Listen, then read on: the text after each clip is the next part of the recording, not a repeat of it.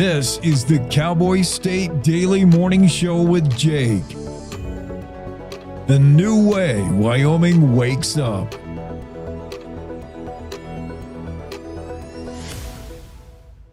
It's time to take a look at what's happening around Wyoming for Thursday, February 27th. From the Cowboy State Daily Newsroom, I'm Wendy Corr.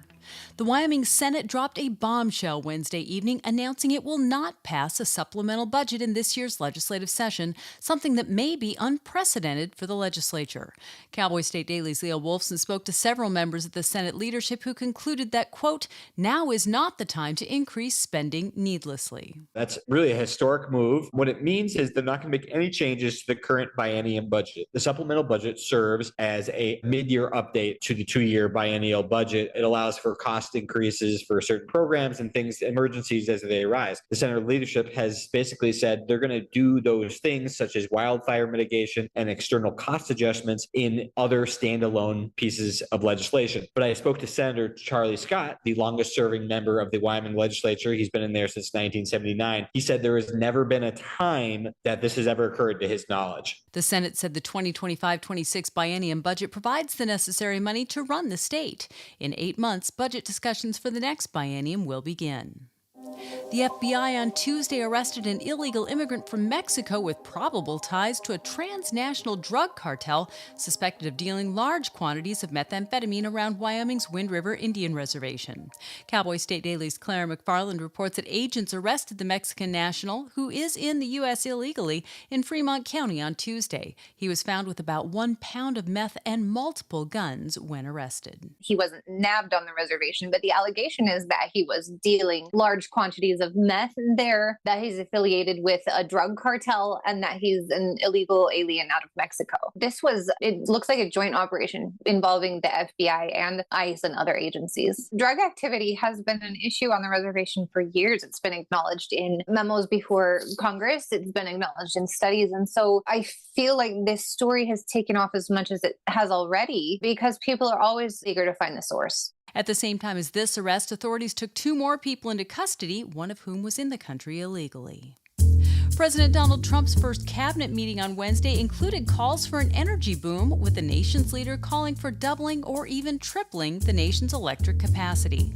Cowboy State Daily's Renee Jean reports that would be an astounding increase to the nation's electric grid, and Wyoming, as the nation's number 3 energy exporter, would have a huge role to play. Trump said, we're leading right now with AI, we're leading with everything right now, but we need resources. We have to really triple, if you think of it, the electrical capacity from what we have right now, if you can believe it. And so it's significant for Wyoming because we are the nation's number 3 energy exporter. We are only behind Texas, and I think it's Pennsylvania in the number 2 spot. There are some hurdles, one of them being transmission lines. They're hugely expensive to build. They need federal permits. Typically, they can take a decade to get through the current system.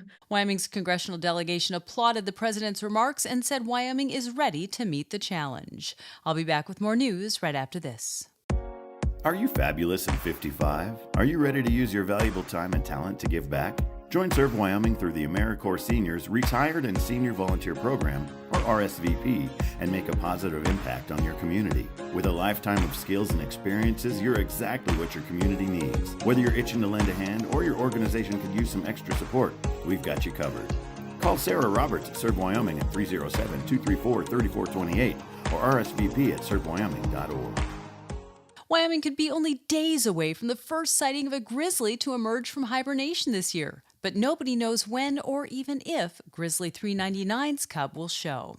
Cowboy State Daily's Mark Hines spoke to several experienced Wyoming wildlife photographers, some of whom predicted that the first grizzly could be spotted in just a couple of weeks. Usually large, lone male bears are the first ones to come out, and then gradually younger bears will start coming out, and then usually the females with cubs are the last ones. So this, of course, will be the first spring in a long time that the world won't be awaiting the emergence of Grizzly 399, because as we know, she was struck and killed by a car last fall. Some folks are wondering if her cub, which they named Spirit hasn't been seen since the accident that killed 399, but folks are hoping that maybe Spirit will pop back up somewhere that managed to survive hibernation, made it through the winter, and will reemerge. Last year, the first official grizzly sighting was on March 13th in Yellowstone National Park. The first grizzly of the season in the Teton area was seen and photographed on March 23rd. And that's today's news. Get your free digital subscription to Wyoming's only statewide newspaper by hitting the daily newsletter button on cowboystatedaily.com. I'm Wendy Core for Cowboy State Daily. How do you know when you've made the right decision? It's the feeling you get in your gut. The one that tells you what's right or wrong. It's the one that says, sure, I can have a drink. Or the feeling that says, okay, I've been drinking. Now what? It's the voice inside you that says, I'm buzzed. Better leave the car when it's time to go. Plan ahead. Catch a sober ride. Buzz driving is drunk driving.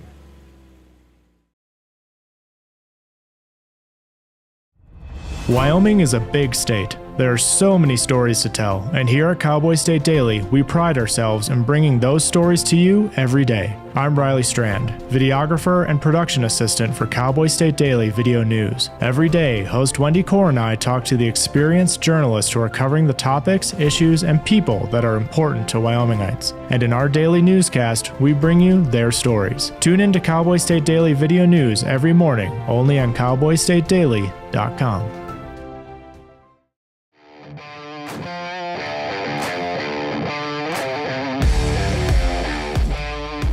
Cowboy State Daily Show with Jake. Hour 1, Thursday. Senate won't pass supplemental budget. Can they do that? Forest Service leader quits. Good riddance, says Wyoming Politicos. Judge tells Wyoming to take better care of its schools. A 30-year-old cold case from Sweetwater County may have been solved after a standoff in New Mexico leads to the arrest of a man wanted in a pipe bomb incident from the 1980s. Trump wants to triple electricity production. That's good news for Wyoming. A child porn case in Lincoln County leads to a major sex bust in the Philippines. Bears are waking up. Wendy Core's podcast is recognized. And into the Zoom room, it's a scuffed up Jen Coker.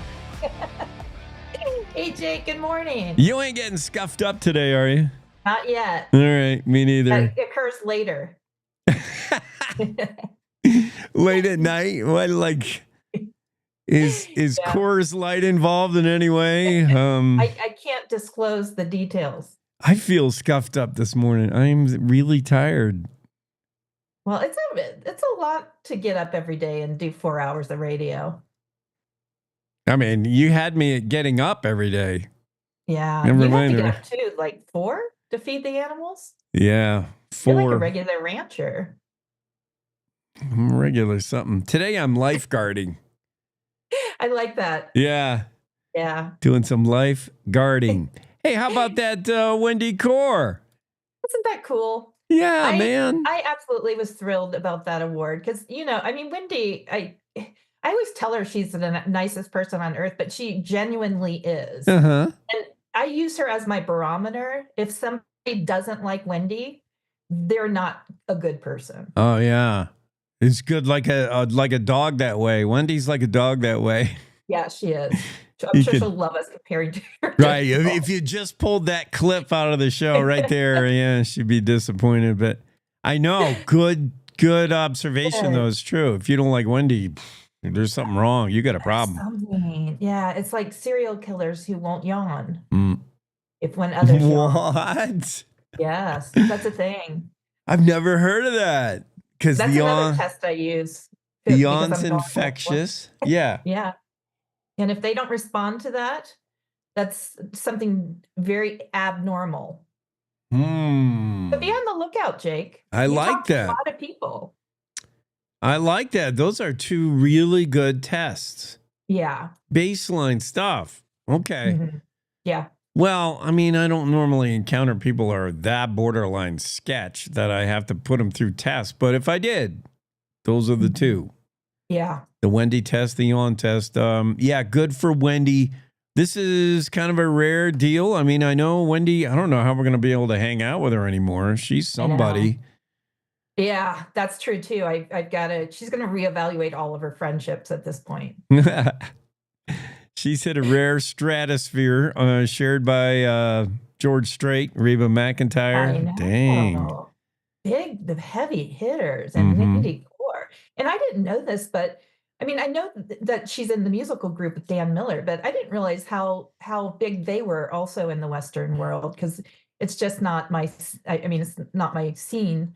But I mean, they had performed at that show too in the past. So that tells me they're heavy hitters too. Read about this story. Jen Coker wrote at Cowboy State Daily's. Wendy Core receives major Western Award for podcast. Is it her podcast in general or the one particular episode, or what are they talking about? It was the one particular episode. And she submitted it, and I found out somebody told her, said, what you're doing fits this award exactly. So they encouraged her to submit it. And so it was that podcast. And I would say that arguably there are many of her podcasts that would fall into that category, if not all of them. Yeah. Because I mean, she's just such a natural. She's like you, Jake. We've got good people behind the mics at Cowboy State Daily. Well, I'm just trying to keep up. Wendy's going to leave me in the dust. Holy cow. Western Lifestyle Award. Yeah. That's prestigious. January 5th podcast with mystery novel writer Craig Johnson, of course. And they are, as we speak, organizing Longmire Days in Buffalo. Don't know who's going to be on the appearance list, but that's Craig Johnson's I'd big. love to go to that. That would be a blast. Yeah. Any chance to go to Buffalo, because that's my future town. Oh, is that where you're going? Yeah. One day. Oh. That's my bucket list community, if they'll have me. I really like that community. I love the cobblestone streets. I don't know if they're actually cobblestone, but the downtown is so cool. Yeah, I would go there too. And there's a free swimming pool. Yeah, I have not been to the free swimming. I heard about that. Me neither. It's But I really agree, big. that's a cool town. Yeah. And it's not Sheridanized yet, or I don't think it ever will be. I hope not, but yeah. Sheridan's getting big, too big, honestly. Yeah.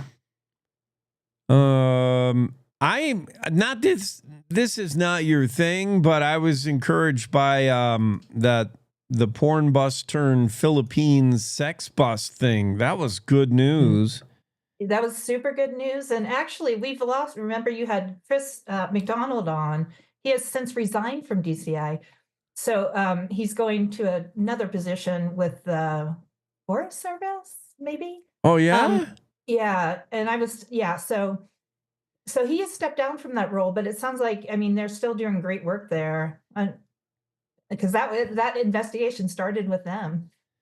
Right. This is, a man nabbed in Afton in Star Valley in Lincoln County, and then ties, like they were trying to figure out, like, where did you get your stuff of this child porn stuff? And they traced it to a Philippine sex house, and local agents in Wyoming who began the whole ball rolling and got the case going were able to watch live via Zoom as this place was raided over there in the Philippines. And they got 8 kids underaged free and made some bunch of arrests. Good news. And unfortunately, that's a thing in some of those countries. I know Tyler Schwab and remember our cartel infiltrator? Yeah. Sebastian. Yeah, he was telling me that's a problem. The exploitation for money within families is a thing. Well, it's a thing in Wyoming too. Yeah. But yeah, I'm surprised at but it makes sense. I mean, it's the closest people to them to exploit them. And money is like nowhere to be found. Like I saw a list the other day of places where you could go, like as a U.S. citizen, countries you could retire on the cheap, like for $1,500 a month.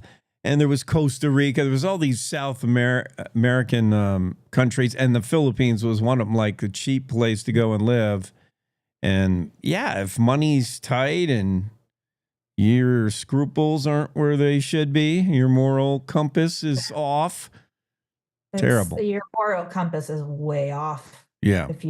I just think those children, I just think. But, on a positive note, Sebastian, who I just connected with, because my question for him was, with this new administration, are you guys, what's your activity level like? And he said he is just so busy. And he was doing TV. I should bring him on this show. He would definitely come on if you block him. Oh. If you like him out. blur him out Yeah. Uh-huh. He's got, because he likes us. He's got a heart for Wyoming and help. But anyway, he's said they are just really busy. So he's going to let me know if they're going to do anything in the Rocky Mountain West. That'd be nice. Yeah, well, I would encourage it. it. See if he'll come on and talk to you. I'm sure he would. Cool. He's going on Dr. Phil. Like, why would you? Is that Come odd? on. Like, why are Dr. Phil? Yeah. But Dr. Phil, I have to say, he must read us, because he had reached out to another person I wrote a story about and asked him to come on his show. Here's another story, not yours, Jen, but it kind of follows along stuff you do, like cold cases and why they go cold and how you get them to be uncold, hot again. And a lot of times, as in this case, it was a change of identity, a change of name. The guy who did the pipe bomb, he sent his ex's new boyfriend interest. He sent a package. It was a pipe bomb. Unfortunately, his ex opened it up and blew her finger off and injured her. And they never found this guy for like 30 years. This happened in 1982.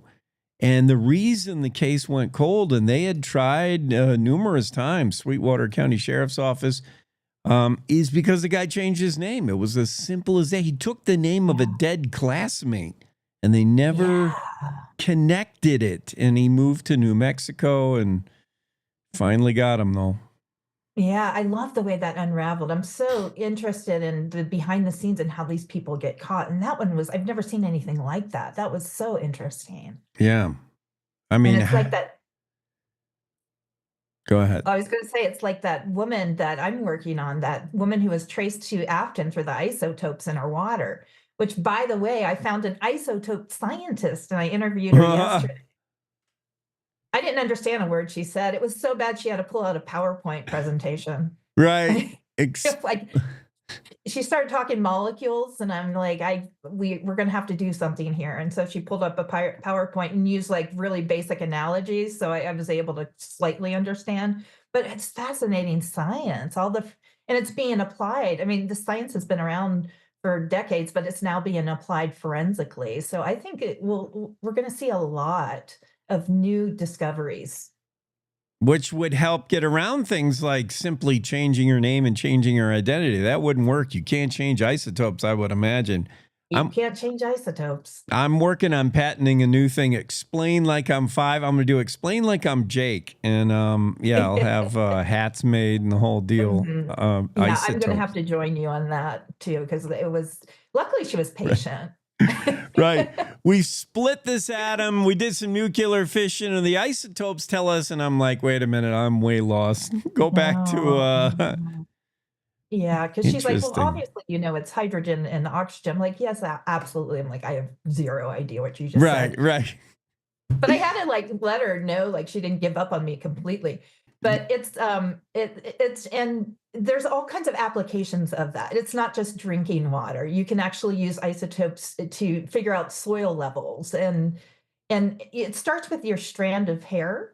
And like she described it as a time capsule. It starts and it kind of descends down to days and years and months. So you can kind of gauge if a person has traveled all over. Whoa. You can kind of gauge where they've been. This is CSI stuff. I don't know how people get away with crimes at all anymore. Now that what can be gathered at evidence and on scene, like. Yeah. And all the video surveillance, it's really, and in fact, I'm working on a story about Gabby Petito, because it was in the new Netflix docuseries. So I'm actually, I was just watching it before I came on with you, and I mean, they were able to piece her together through text. And of course, I'm speaking at 9 with the YouTuber who actually remembered seeing that van in the Bridger Teton National Forest. So, and she was the one who really gave them the location they needed to find her. Yeah, and I'm a friend of mine was managing a restaurant at the time in Jackson and remembers waiting on them. Oh, is that the Mexican restaurant? Yeah.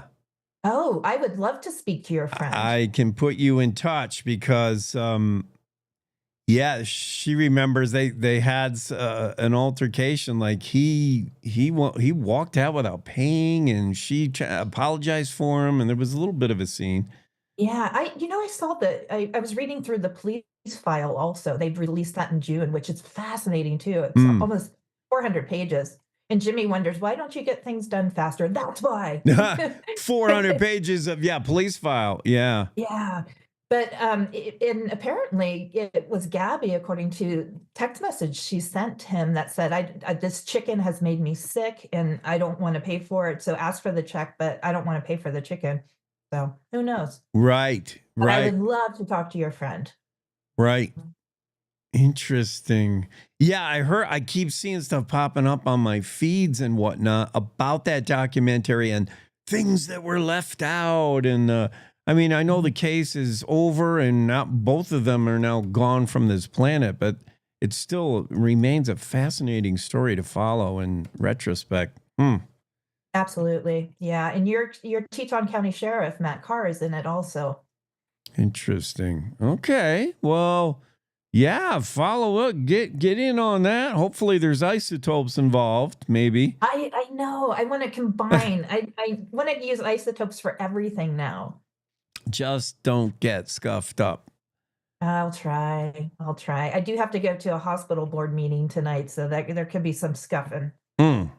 Well, that sounds like that's not for the fun. legacy, for the looking into the right, the legacy. Yeah, right. All right, good job. Thank you, Jen, for stopping in with us this Thursday. Appreciate you. You got it. Thank you. Have a good one. You talk too. to you next week. Jen Coker joins the Cowboy State Daily Show into the Zoom room. We're going to get Greg Johnson on the scene here shortly, right after this. Tracy and Pedro might not get along so well. They're standing on my tail. But there's one thing they agree on. There's a right seat for everyone. Oh, that's the good stuff. Whether you're a dog, Hold on, Pooch. a cat, a fish, or a rat. And I'm a ferret. Be sure to travel safe. How can you be so sure? I'm absolutely positive. On your next adventure, make sure your children are in the right seat for their age and size. Get it right at nhtsa.gov/the-right-seat. When she was 19 weeks pregnant with Finn, Kelly went in for a routine ultrasound. The doctor knew that something was wrong when he looked at his heart and saw that there weren't any chambers and there were abnormal connections.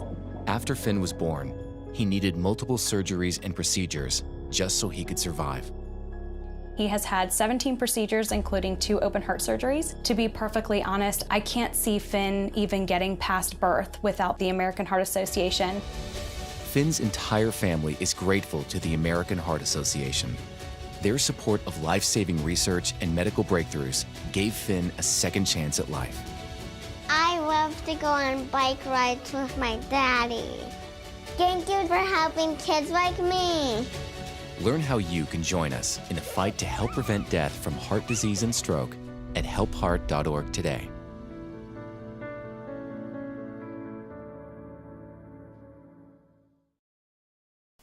So I wanted to talk with you and your mom today, Lily, because some people at school have noticed changes going on with you, and we're concerned. Like what? Who? Some of your friends, teachers. It sounds like you've lost interest in a lot of things lately. You're hanging with new friends. So, individually, maybe those things are no big deal, but taken together, and then the incident the other day, you were with Derek when he was caught selling marijuana. Yeah, he was selling it. Honey, we know, but we care about you and want to know what's going on. That's right. We just want to understand better and see how we might help. And if weed is a part of it, we just want to make sure you understand the negative consequences for someone your age, the physical and mental health effects, poor decision making, and the confusing legal aspects these days. So what do you say? Can we talk? For more information about talking with your kids about underage use of alcohol and other drugs, visit underagedrinking.samhsa.gov.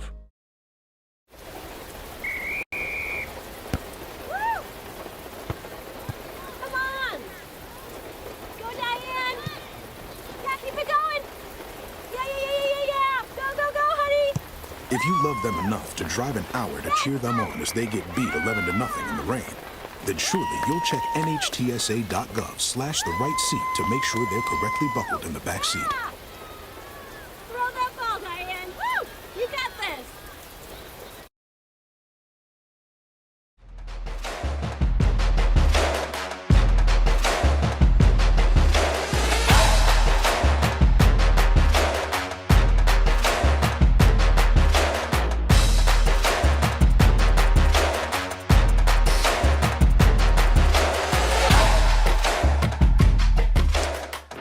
Cowboy State Daily Show with Jake continues as we get into the Zoom room rig. Greg Johnson, managing editor of CSD. Greg. We're back on the Facebooks. For those of you who missed us on Facebook Live, that was not a punishment. It wasn't Zuckerberg coming down on us or Meta finding some kind of violation. It was self-inflicted. Our departure briefly from Facebook Live, but I think we got some stuff worked out today. Our IT department's working double time to figure out a new delivery of the live stream. And yeah, I think we're back and dominating. What's going on, Greg? Not a whole lot. Not a whole lot. Waking up to the news that Gene Hackman died. Oh, I know. Him and his wife and his dog. And their dog, yeah. I know. Originally, I read it really fast. And it's like Gene Hackman and wife found dead in Mexico. And I thought like some cartel killed them, but it was New Mexico where they live after his retirement from acting. Yeah, they say that foul play isn't suspected. Yeah, I wonder, gas leak or I don't know. So weird. Yeah. It was too bad. Great actor. Yeah. Yeah. He used to, 70s, 80s, and 90s, man, is like every movie Gene Hackman was in it. Yeah. He was in a lot of stuff. A lot of stuff. And talented, though. Like Nick Cage is in every movie back in the day, but his acting is like, Yeah. Hackman was really, really good. Talks about him, winning his award for, Popeye Doyle and stuff, and he was Lex Luthor. I really remember him as the coach in Hoosiers, him and yeah. And what's his name? Who's the other guy? I never saw the movie. You've never seen Hoosiers? There's a lot of movies you'd be surprised I haven't seen. Shrek, Hoosiers. I have big gaps in my movie. I've never seen Star Wars, not a single one. Jake. There was a time when I lived in New York City where you did not go see major motion pictures. All I was a movie snob. I watched small indie films, foreign films at the Angelica. Shout out New York City's Angelica Theater. I didn't watch major motion pictures. If it was like a big movie, I didn't see it for a long time. Man, you would love Hoosiers. Yeah. Absolutely. I think I would. Yeah, inspirational. Well, like a Rudy tries out for the basketball team and he sucks, but then he wins. I don't know. Dennis Hopper. That's who. Dennis Hopper. I mean, it's great. Deborah Winger. Yeah. It is a good movie. Now that he's gone, you have to watch every Gene Hackman movie. I might have to. It'll take you that long. And that was back in an era, and I'm sure it's still done today. And Dennis Hopper was an actor noted for being, you're able to do this with where they would go off script or loose script. Like you wouldn't write Hopper lines. And I imagine Hackman was similar. And there are other actors of that era where you very loosely wrote the narrative, wrote the script. You basically, the director turned the cameras on and he kind of said, this is what the scene is about. And you let him go. And man, magic. Hopper, because he couldn't remember the line. I mean, he was notoriously difficult to get him to read his script and remember the line. He would just do his thing, and the director would be like, all right. Yeah. No. So yeah, that struck me today. I mean, he's 95, so Mm-hmm. it's not that surprising. I didn't realize he was that old. 95-year-old dies. But, right. Not necessarily have to have a knife sticking out of you when, dead at 95. Oh, well, he's 95. Yeah. Lex Luthor. Well, the big bombshell of news was the fact that the Senate did not pass the supplemental budget. I didn't even know you could do that. I didn't know either. That's the thing. I mean, we don't know for sure because, it's not like sports where there's a record of every little stat somewhere. But, even Charlie Scott, who's been around since 79, says, he can't remember it ever happening. That they just came out and said, we're not doing it. We're not doing a supplemental budget. So and people might think, well, what happens? If there's no supplemental budget, then the current budget you're in just keeps going. Yeah, you have a budget to let people know. We have an annual legislative session in Cheyenne. Every other year, it concerns primarily the budget. It's a budget session term, and that lasts for 2 years. And then what happens in that off year where we are now, where it's a general session, is kind of, it's been established. The governor comes hat in hand and said, we need this much extra money because last year's budget that covers this year too is not enough. We need this and this and this more. And he's not the only one. Other agencies come, said we need this much more. And basically lawmakers hardly question it. Maybe they might line item some things and ask, but then they pass it. This year, I'm not surprised. This year has been different. And they said, nope, we made a budget last year and you'll have to stick to it. Yowza. Okay. Yeah. That's a big one for the legislature. In fact, I mean, because Leo just did a story a few days ago about how, that the House was getting antsy because the Senate hadn't brought up the budget yet.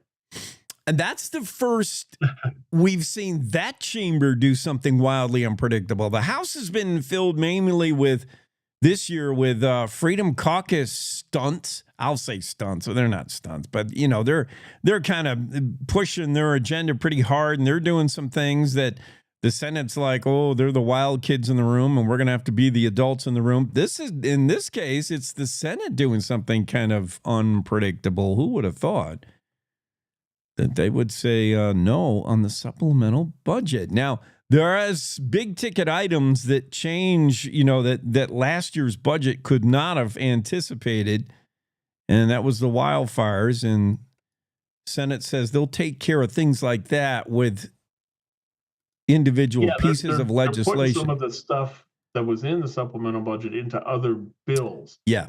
What that means is, I mean, the supplemental budget, it was allocating extra money, more money. So by not doing that and just putting some of what they wanted in supplemental budget into other bills, it's saying, okay, well, you can have the money for this, but it's got to come from somewhere. It's not, approving extra money for the budget. Mm-hmm. Senate Pres Bo Beitman said, hey, this is a good budget and we're covering the state adequately. It's all good. Meanwhile, on the House side, Representative John Bear said, all right, as a conservative, I don't mind deep cuts. I don't mind living within your means. I would have liked better communication, he said. This is kind of a surprise to the House side, but yeah, it's kind of shocking news. Leo Wolfson has that story. What else, Greg? Well, I mean, Claire was on fire yesterday. She had a lot of stuff. That Green River guy. Yeah. They caught the Green River bomber. Yeah. After 43 years, somewhere like that, 1982. This guy who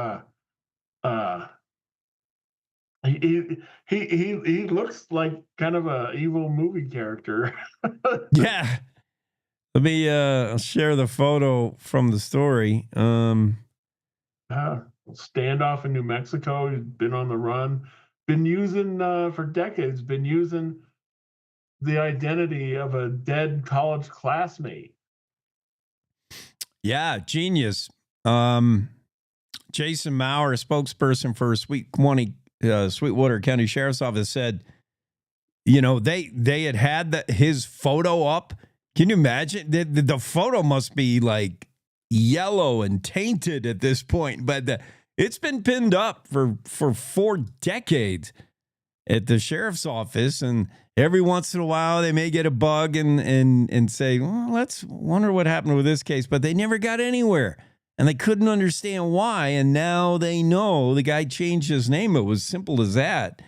Took the name of a dead classmate, died in age 22 in 1975, and they just couldn't connect any dots because he had been living under a stolen identity. Yeah, I mean, does it make you wonder how the guy died? Oh, I didn't think of that. There's no evidence. Nobody said anything about connected to that. However, it was kind of convenient for him there. Mm-hmm. Yeah, he was approached perhaps by Stephen Campbell, 76-year-old, and he said, I need your identity. Yeah, weird. But, stolen identities can't get past the isotope test, as we talked about just before you came on, Jen and I. I'm surprised with today's technology that a 1980s case couldn't have been solved quicker through the use of something else other than let's just run his name through the database. Well, the thing is, in this case, they had him. He was in jail. He bonded out, never showed up. And so it's not like they didn't know the guy. They knew who he was, but he's just gone. They couldn't find him. And now we know why. But it's a fascinating case. I mean, it sent his was his ex-wife or ex-girlfriend ex-wife, a bomb in the mail, or put the package on her doorstep, and it went off. I guess it was supposed to. I guess it was probably intended to kill her, but just blew off a finger and caused some other injuries. And I guess it was meant for her new boyfriend. I would imagine it was meant for him. Yeah. The package was sent to the new boyfriend's house in Green River, but she opened it and she had a finger blown off and other injuries. Meanwhile, this guy's now facing new charges. Obviously, the stolen identity thing is one of them. But it's this alleged pipe bomb incident from 1980s that he'll have to answer to. He is Stephen Campbell, 76-year-old. He was living under the name Walter Kaufman. And on February 19th, dramatic standoff with New Mexico and federal authorities. He had holed himself up with some armor-piercing ammo. He had some 50 weapons there, and they got him without incident finally. Yeah. It was it's a wild story. It really is. Great job by Claire McFarland to wrap that up for us. Claire also had this case that has positive resolution, I think, as positive as it can be when you talk about a child porn bust in Lincoln County. This AFTA man was nabbed, Kelly Jasperson. But then it didn't stop there. Where were you getting your stuff, Jasperson? And they found, they made links to an operation in the Philippines. And it was raided, rescued 9 children from sex trafficking, and good Good job by authorities. Yeah, and it was I think this woman, some of these kids were this woman's kids, her own young daughters, and they were like live streaming sex acts for perverts. I mean, that it all came down stemming from this guy's investigation. Well, the last thing live streamed from this house of horror in the Philippines was the bust. Local agents got to watch as it was zoomed back to Wyoming and the raid unfolded. Good job by the coppers, and hopefully stamped out just one more incident of child sex trafficking. Claire McFarland has that story for the Cowboy State Daily as well. Good stuff. Yeah, and then the ICE, FBI and ICE, nabbed a couple guys, took someone off the Wyoming reservation that they say is suspected of dealing meth and stuff for the Mexican drug cartel. Yeah, that's a and in a rare kind of thing, because they don't throw photos up too much, but yeah, the FBI's Denver office threw up photos of the guys, although they blurred their faces out. But yeah, so busy day for taking down criminals. FBI agents, Greg's referring to FBI agents arrested Tuesday an illegal immigrant they say had ties to drug cartel. It was Wind River Indian Reservation is where it went down. 2 others, including an illegal immigrant from Mexico, also arrested. They found a pound of meth, multiple guns, that kind of business. Good job by authorities. Good job by ICE, who have ramped up their activity under Trump, too. Yeah. So you live up there, Jake. So up there, how nuts is everybody gonna go when somebody finally spots Spirit for the first time this spring? Oh man, yeah. Bears starting to wake up. I mean, end of February might be a little early. I think mid-March, but it's been mild, so early March possibility. And of course, the boys wake up first, and Spirit is a boy cub, right? Or I think we don't know. Or is it Spirit a boy cub? Well, you know what? You're right. I think people have assumed it's a boy, but I don't know that never. I don't think confirmed. They did. Yeah, no gender on the Spirit. I don't know how Spirit identifies. Right. And I don't think Spirit was one of the Bears collared. At one point, they caught 399, and they did collar some cubs. No, not Spirit. But not Spirit. And that's the question, Jake. Now that we're coming up to the next season, the first one without 399, without the Queen of the Tetons there. Yeah. What is the next celebrity bear? Who steps up? Is it Spirit if he's still around? Does 610 emerge? 399's offspring who has her own cubs and stuff.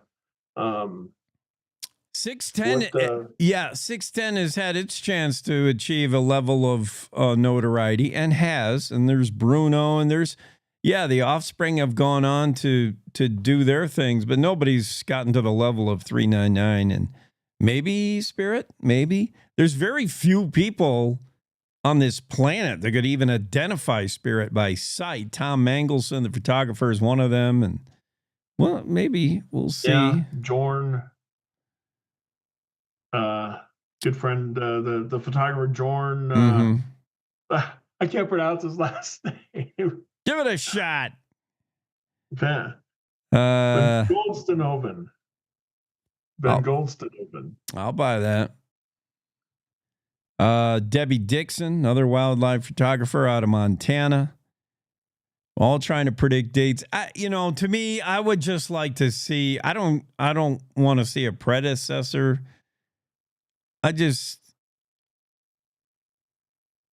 I just want to see like a little bit of relaxing over the whole bear hype. Let these animals be wild and let them do animal things. 399 achieved the pinnacle, and then let's let the rest of the bears just be bears at this point. We got to take a quick break. Coming right back. Greg, don't leave. Stay there. Back in 3. In today's digital world, it's hard to know who to trust. Your local TV and radio stations bring you the facts. Misinformation and deep fakes flood social media, but broadcasters deliver verified and accurate news. For news, emergency updates, sports, and entertainment, turn to your local stations. Text TV to 52886 and urge Congress to support the vital local journalism broadcasters provide. The climate that we're operating under has everyone on the defensive. You see a person and you automatically put them in a box and say, well, this is what this person should be like. All of this ostracizing people, what are we afraid of? We're called to love one another. It can't be, I reject you as a person. This country's been through so much. Its people has been through so much. Why can't we fix this? Do we have issues we have to deal with? Yes, we do. But we're not going to be able to deal with them if we're fighting and yelling at each other and not listening. Yeah, she has an accent. Oh, gosh, she dressed funny. But we're talking the same thing. We're all concerned about our children, concerned about the world we live in. A lot of people wouldn't even think we should be here talking to each other, but I'm sorry, I disagree.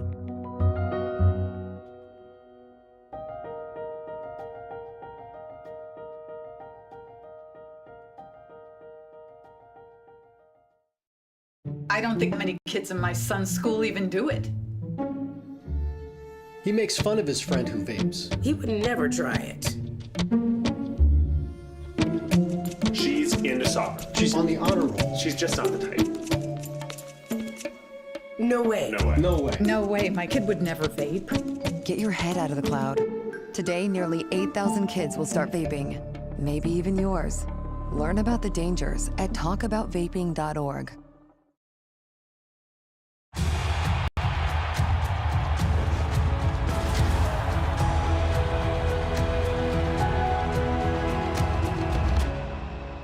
Breathe. Love what you do and you've already won, my parents used to say. My parents whose smiles were my first finish line, who championed respect, whose resilience built mine. Even more than I wanted a gold medal, I wanted a heart of gold, like the mentors who were my balance beams, refusing to let me down, and the coaches who spoke out to anything out of bounds. Heroes who never stood on podiums, but stood up for me.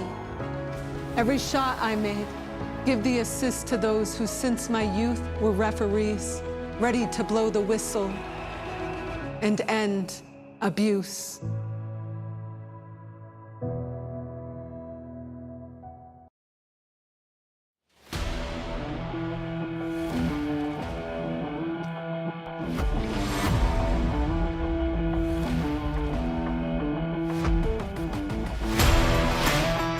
Cowboy State Daily Show continues on this Thursday. Greg Johnson in the Zoom room, managing editor of the whole bash. Randy Moore quit. He gone. Yep. Yeah, we got a really good story on that. Kind of with a good Wyoming perspective. Double byline with our correspondent in Washington D.C., Sean Berry. People may have seen his byline. He's in Washington, D.C. He does stuff for us. So we have, someone for Cowboy State Daily there writing, keeping track, getting reaction from our delegation. And then Mark Hines, who, knows the outdoors beat, getting, local outdoorsmen to echo on, what they think. And it's interesting, all three of our delegation members are like, wow, okay, see ya. Don't let the door hit you on the way out, buddy. Yeah. We'll be okay.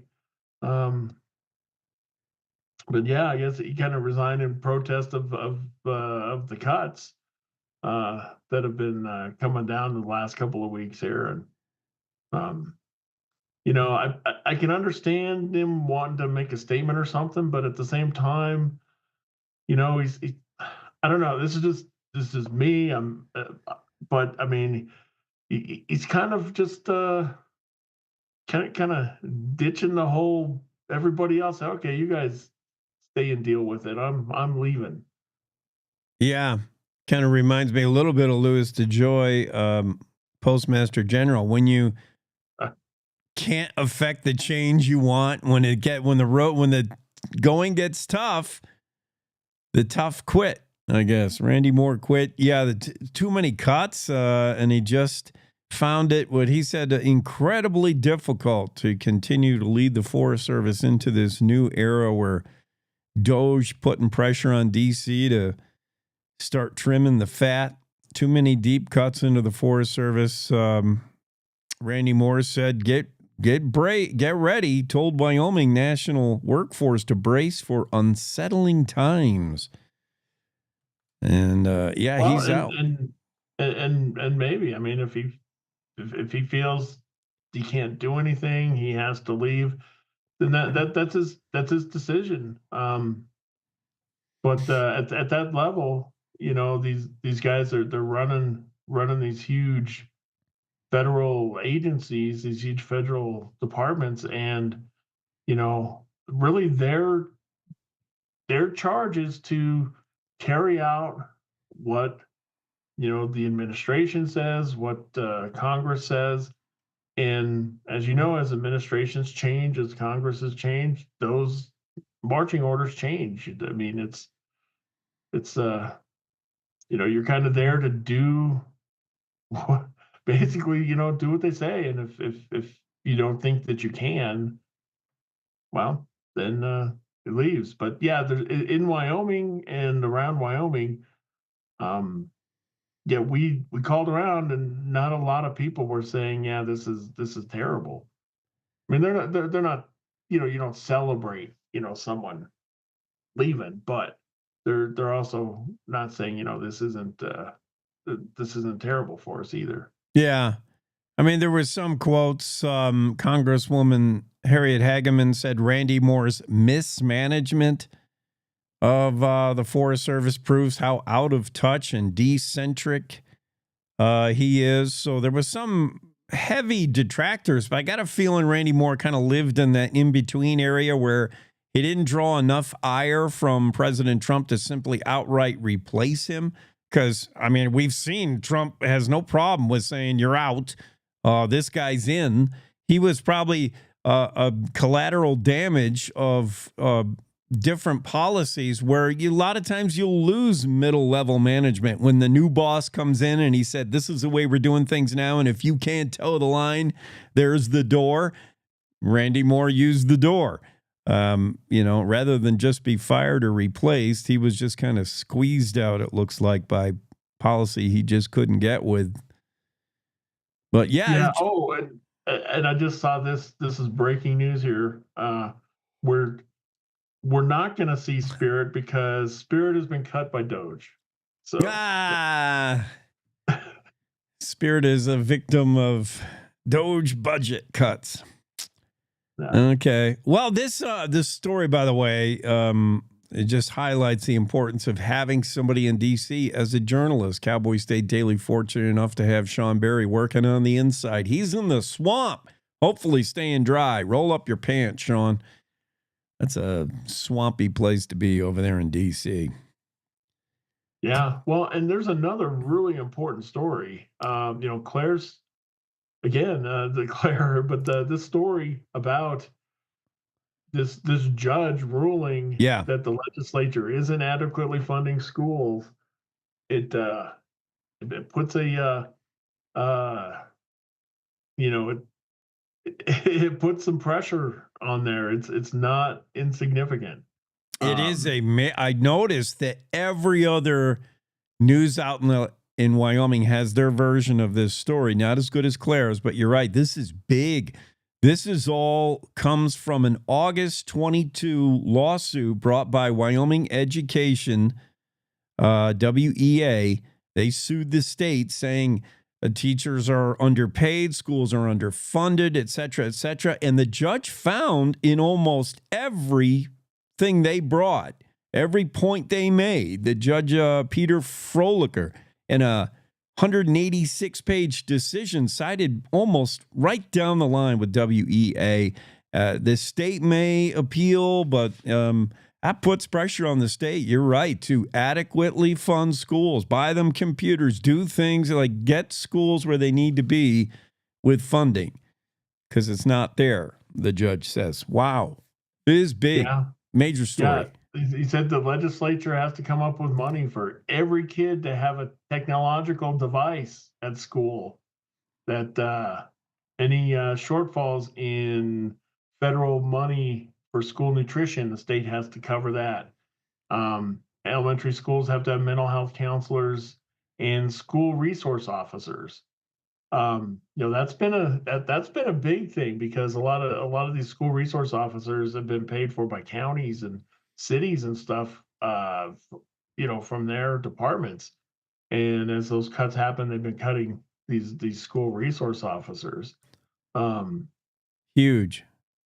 Yeah. Teacher pay has to better reflect inflation, replace and upgrade buildings. I mean, right down the line, this Laramie County District Court judge sided with WEA, Wyoming Education, in the lawsuit. That's going to put heat on the state to do better with schools. We already fund schools, as we know, in Wyoming at excessive levels. Like, we spend a lot of money on education comparatively to how many students we have compared to other states. But is the return there? I don't know, but big story from Claire. Because of a Wyoming Supreme Court decision, we have to. And whether the return is there or not, we have to.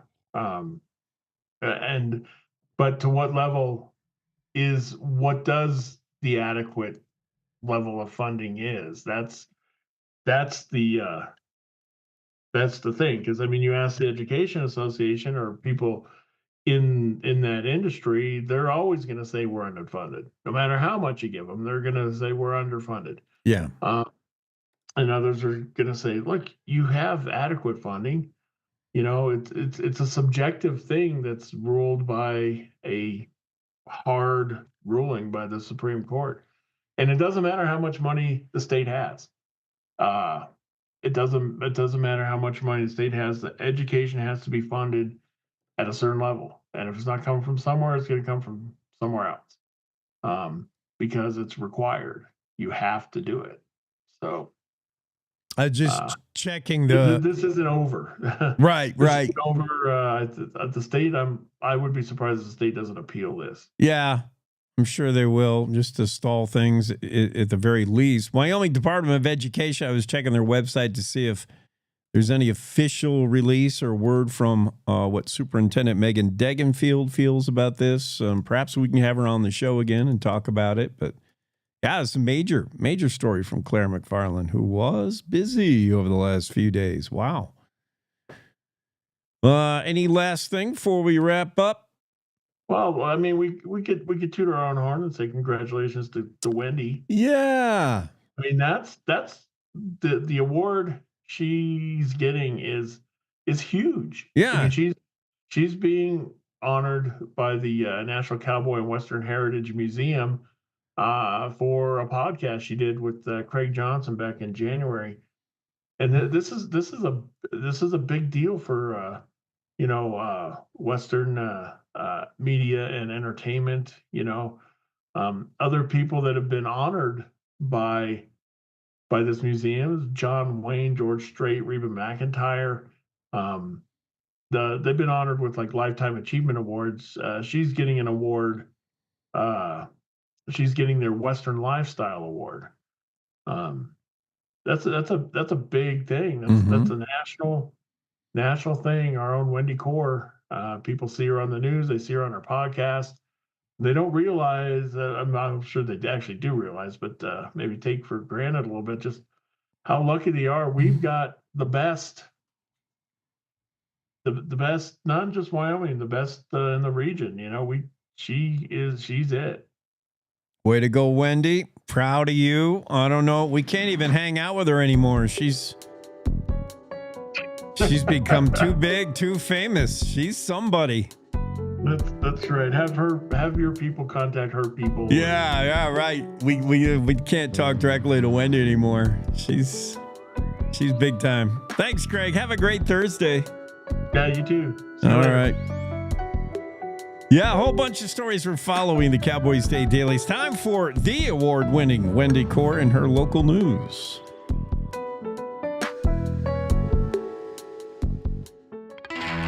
Wyoming is a big state. There are so many stories. February 27th. From the Cowboy State Daily Newsroom, I'm Wendy Corr. A man accused of sending a bomb to his ex-wife's new boyfriend's house in Green River in 1982 has been caught in New Mexico after more than 40 years.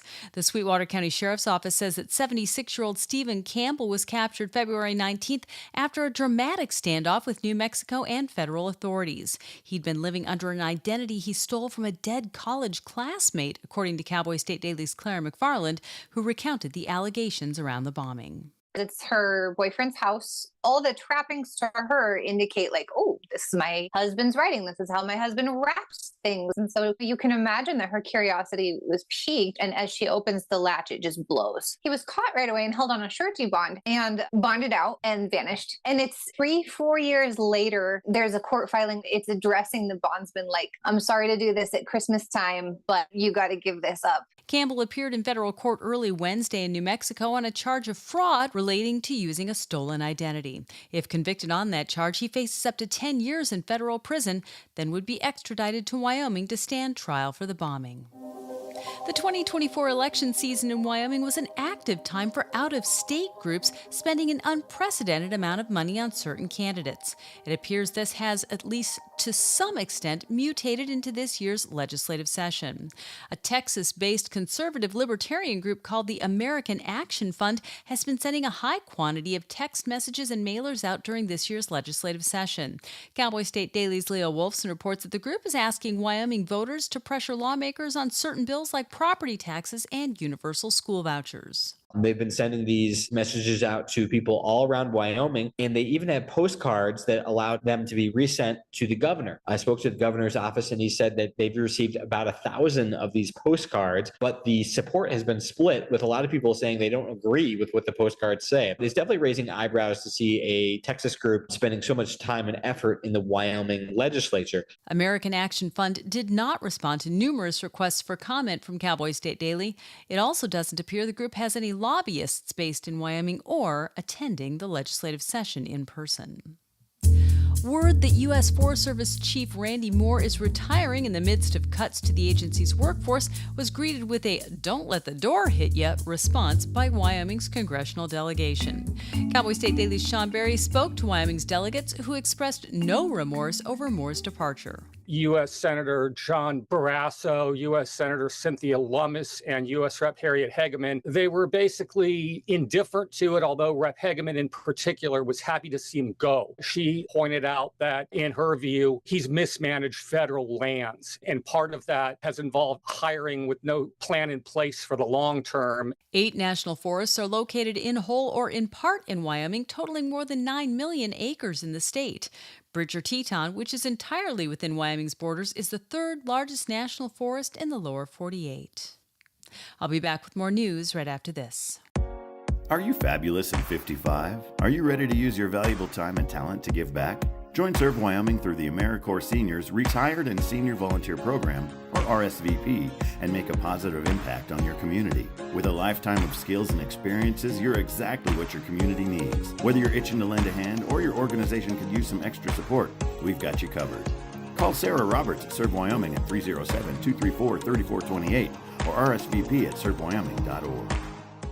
Cowboy State Daily has received a huge honor. The National Cowboy and Western Heritage Museum in Oklahoma City has selected The Roundup, our weekly podcast that focuses on interesting people in the Cowboy State, as the recipient of this year's Western Lifestyle Award.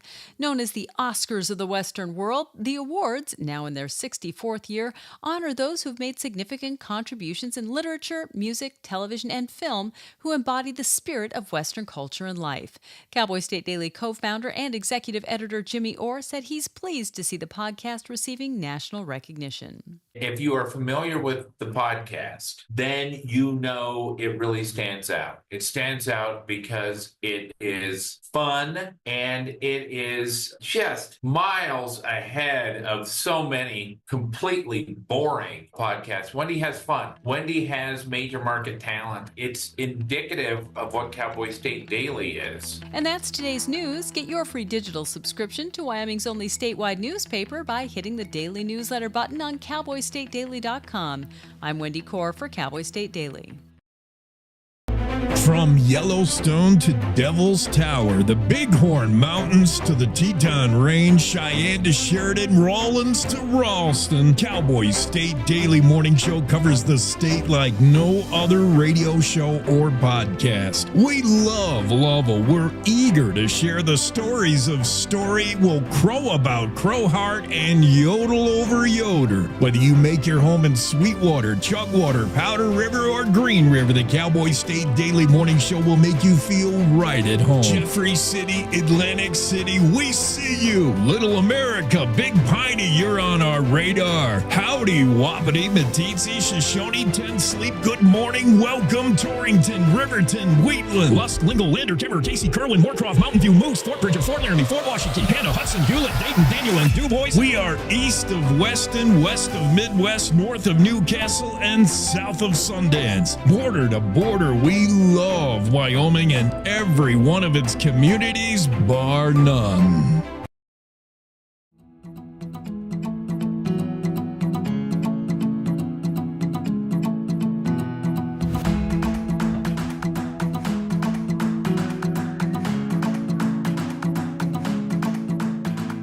Cowboy State Daily Show with Jake continues here, hour 2 on this Thursday. You may notice that we're back on Facebook Live. Yeah, we figured it out. David noticed. He said, wow, finally back again, huh? Yep, we are. Amy said, so glad to see and hear you guys. You can always watch us and hear us on the website, cowboystatedaily.com. We're also on YouTube, Vimeo, Twitch, all your popular podcast platforms as well, on demand. We had some, internal stuff we had to figure out to push the stream back to Facebook Live, so that's good. That's good for everybody except maybe Valerie, who says, your political views are coming through. Goodbye. Well, that's rather abrupt, Valerie. I didn't know I had a political view. Honestly, I don't think I do. I'm the most apolitical guy you're ever going to meet. Honest. I don't vote because I don't care. I don't like any politicians pretty much, unless I happen to be talking to them face to face. Am I a Trump fan? Nope, I don't like Trump. Am I a Biden fan? I don't like Biden. I don't like any of them. Last president I can remember liking, maybe Ronald Reagan, maybe President George Washington. I don't like politicians in general. I have no use for government at all. I would rather go back to anarchy when we were just completely lawless, when the government didn't take my money or spend it, when the government didn't know I existed and the government is basically gone. That's how apolitical I am. And anyone who wants to run for office and represent government is already sus just by virtue of wanting the gig. I don't have political views other than to say I hate politics. It's necessary to fill 4 hours of programming on this show. We got to talk about some politics. But if there is a political view, it's not expressed by Cowboy State Daily journalist. It's probably expressed by story content and those sourced in a story who are able to share their opinion. Our journalists are careful not to share any kind of political opinions. And for me, my political opinion is zero. I have no use for politics whatsoever. So don't go away, Mad Valerie. Valerie also says if the park closes, wildlife can be wild again. I agree. I think she's talking about Forest Service, the cuts to park and forest. Yeah, that was Doge, Elon Musk. He's doing a lot of budget cuts, and the budget cuts have caused the Forest Service head, Randy Moore, to quit. Yesterday, he announced abruptly that he was out. He said he just couldn't deal with what he was being asked to do, to cut all these jobs. Under the new Trump administration, Moore announced he's retiring effective March 3rd. In a message to Forest Service staff yesterday, he disclosed his plans to leave. He said the cuts over the past several weeks have been, quote, incredibly difficult. Sean Barry wrote that story because he's got his ear to the ground in Washington, D.C. Careful doing that. You might get your ear all dirty in the ground in Washington, D.C. But Sean had the story, and along with Mark Hines and the dual byline, Mark tried to get reaction from locals, what that would mean with a new Forest Service leader, what that might mean for Wyoming. Meanwhile, Congresswoman Harriet Hageman said good riddance to Randy Moore. She said his mismanagement, such as diverting millions in temporary funding in order to hire permanent staff, exemplifies the out-of-touch, D.C.-centric approach voters rejected. She continued, as evidenced by our own forest, it's time to return to local supervision and management. Randy Moore gone as Forest Service head. Who's the new one? The new person? We'll find out. And what is that new person going to do? Meanwhile, Randy Moore, on his way out,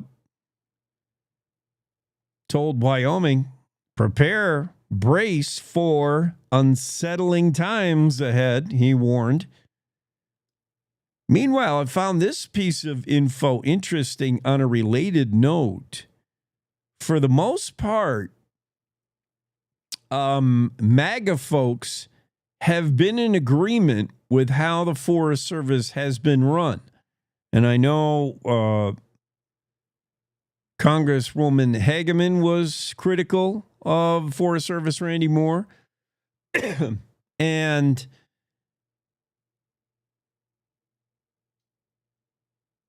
I know Randy Moore wasn't particularly embraced by Wyoming delegates, but this poll shows, and I'm reading this story about the 15th annual Conservation in the West poll.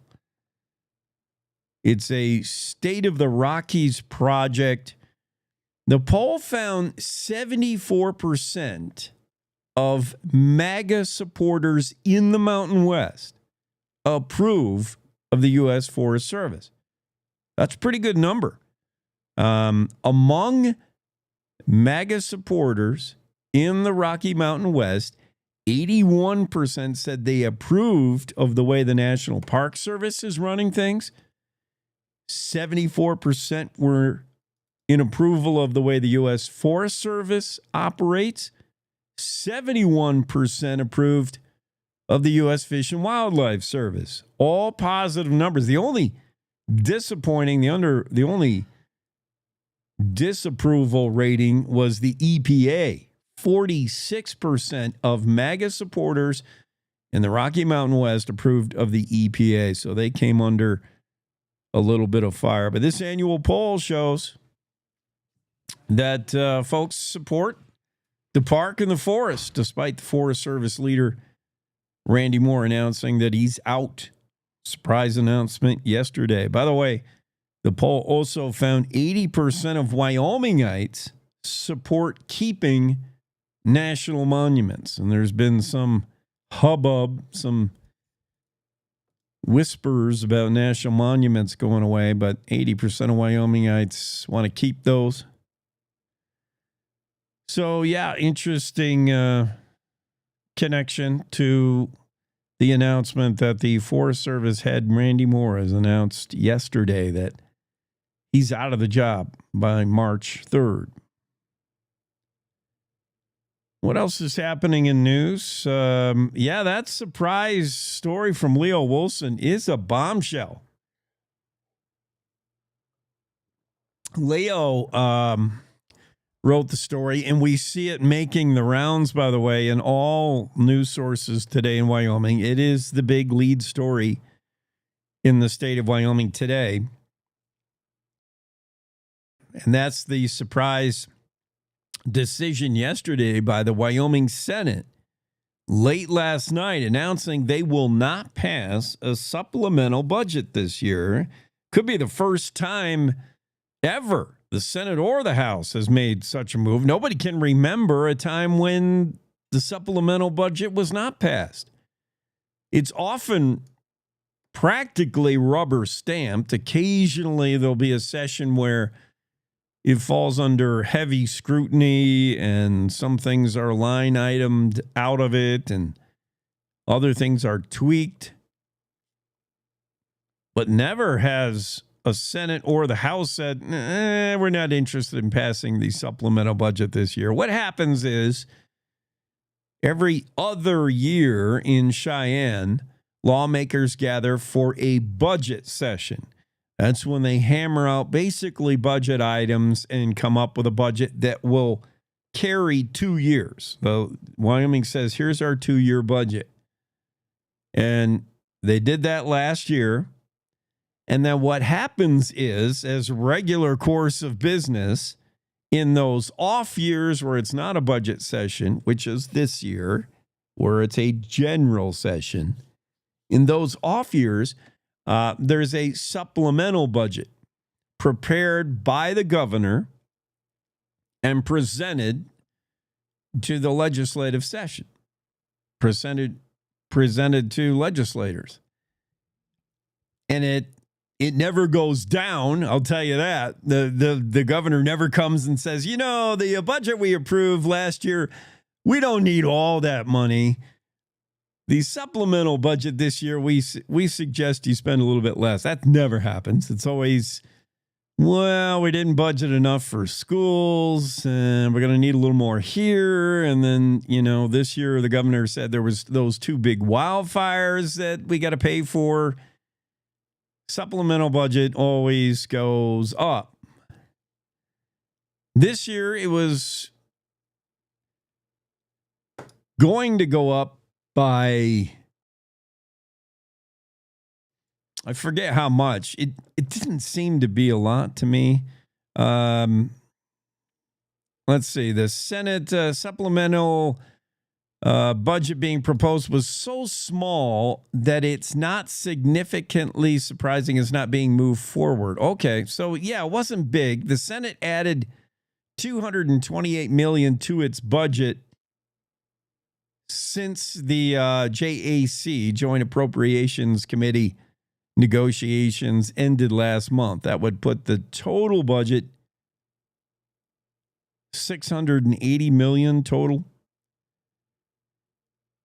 So, 228 addition, that seems like a lot to me. But in any case, whatever the supplemental budget was to have added to the budget that was passed last year, it was refused by the Senate. Has that ever happened? Nobody can remember. They asked one guy who's been in there since the 70s. He said, I don't remember that ever happening. That's kind of a surprise. Senate President Bo Beitman told Cowboy State Daily the surprise announcement was not a result of any breakdown in negotiations with the House. It wasn't anything to do with the House. The Senate just said, You know, all we really see is the wildfires kind of, and maybe a couple other things. We can deal with those budget increases with individual bills. But the supplemental budget, yeah, we don't see any reason to change it. That is kind of a shocker. Did it shock the House? A little bit.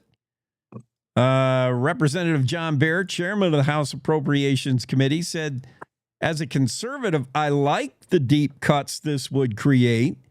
That's okay, but he said, I would have liked a little more communication, like, heads up, Senate, you're really not going to pass the budget? Yeah, but that's a surprise story. That's a big story. That's our major story in the headlines today in the Cowboys State Daily. Meanwhile, let's get this guy into the scene. Day weather, it's Don Day. Don, I missed you yesterday. Was that my fault? Yeah, I logged in, waited. Oh, I'm so sorry. I didn't get notification and I had somebody on. I'm so sorry. All right. It's not like we got anything to talk about anyways. Well, I feel bad. Because I realized it later that hour. I'm like, where the heck was Don? Did I miss him or did he miss me? Okay. Yeah, so we didn't, weather-wise, it wasn't like we missed some big revelation, huh? Yeah, that's exactly. And that's really the case today. That's for sure. Well, we're wondering when the grizzly bears are going to wake up. There was a story, Mark Hines, he asked a few people when, especially wildlife photographers, when do you usually see them wake up? Of course, the males wake up earlier, maybe in the first week of March, especially if it's mild. And then the females later, and females with cubs, right, they wake up sometime around the 4th of July when they hear firecrackers. But it's the kind of winter. It feels like kind of mild, but it's that fall spring, isn't it? Because I think next week. Yeah, I mean, just a week ago we were record cold, So yeah. 1 week of warmth does not necessarily translate to the beginning of a new season, but it's certainly going to be nice here for the next 4 days. I mean, bar none, you can't get it much better for late February, for the first couple of days of March, statewide, really across the region. But I'll tell you, out in the Pacific, it's stormy. And Western North America is going to get very busy starting next week. And I think we're going to be in a, quote, busy pattern for quite a while.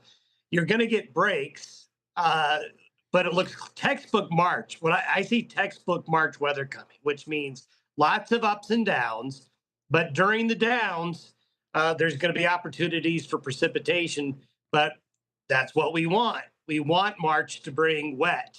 Yeah. We don't like dry Marches. Dry, warm Marches are bad. So next week we start with a system. Western Wyoming will see some snow showers Sunday night into Monday morning.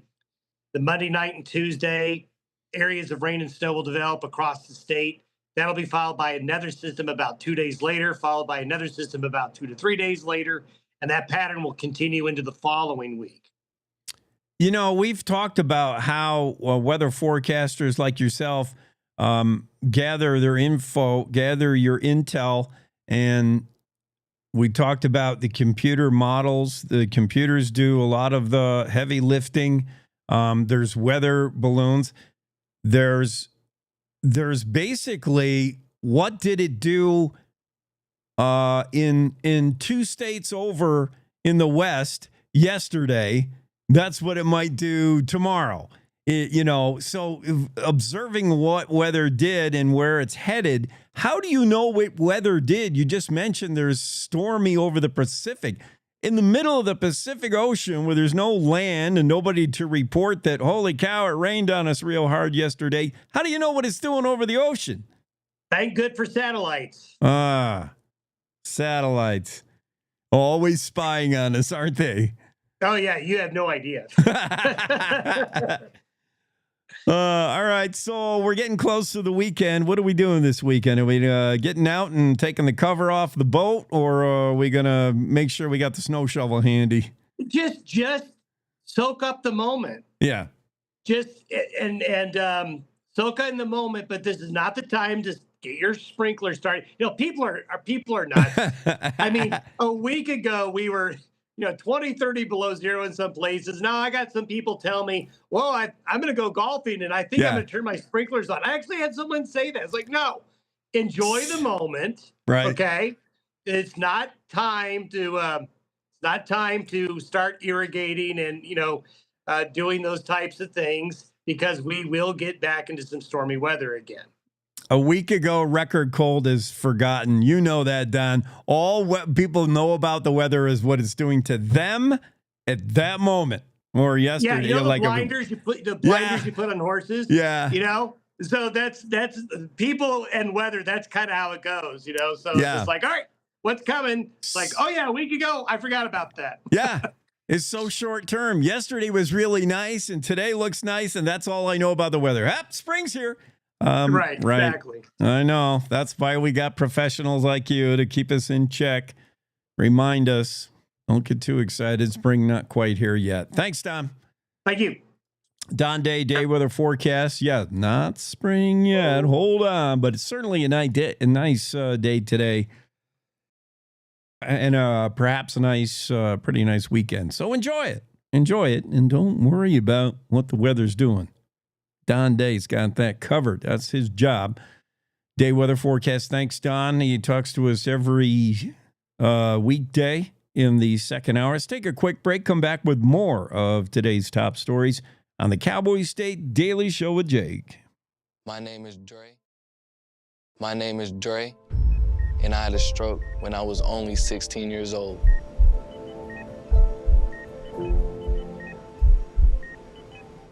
It was a normal Saturday. He played 2 games back-to-back. During the games, something was off. He said his arm felt heavy. By 1 a.m., he was in emergency brain surgery because he was having a stroke. I didn't want to, but I felt like I was just giving up. That's when I found American Heart Association. They saved me that night. I don't know if Dre would be here today if it wasn't for the work that the American Heart Association has done.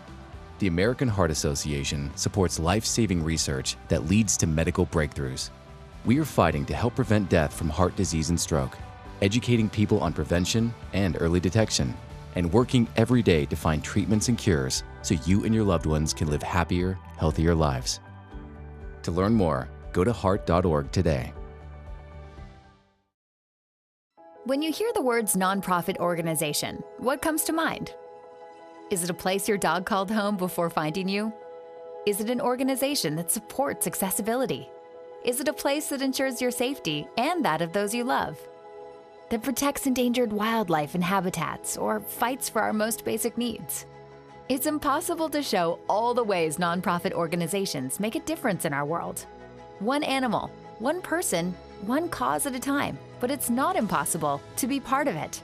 When you give what you have to a nonprofit organization that needs what you can give, you help promote, protect, and strengthen the reach of these incredible organizations. The Nonprofit Alliance is here, helping connect people like you to the nonprofits that enrich your life, your community, and the world we share. Reach out to a nonprofit organization that inspires you today to find how you can help make the world a better place. The challenges our planet's animals are facing sometimes feel a bit heavy. The animals haven't eaten in a day, 2 days, they haven't drank anything, they're cold, they're dehydrated. As soon as we started our descent, everywhere I could see was mud, just absolutely mud. The country has been in prolonged drought for so long, it was like a tinderbox waiting to go up. Okay, very heavy. Each of us wants to be part of the solution, and we can be. Remember that there's good happening right now. At home. All right, we were able to get into your unit, and we have all 4 of your cats. So, okay. And around the world. For any animal in any disaster. So let's focus on that, right? Be part of the solution, one rescue at a time. Search ifa.org/disaster ready.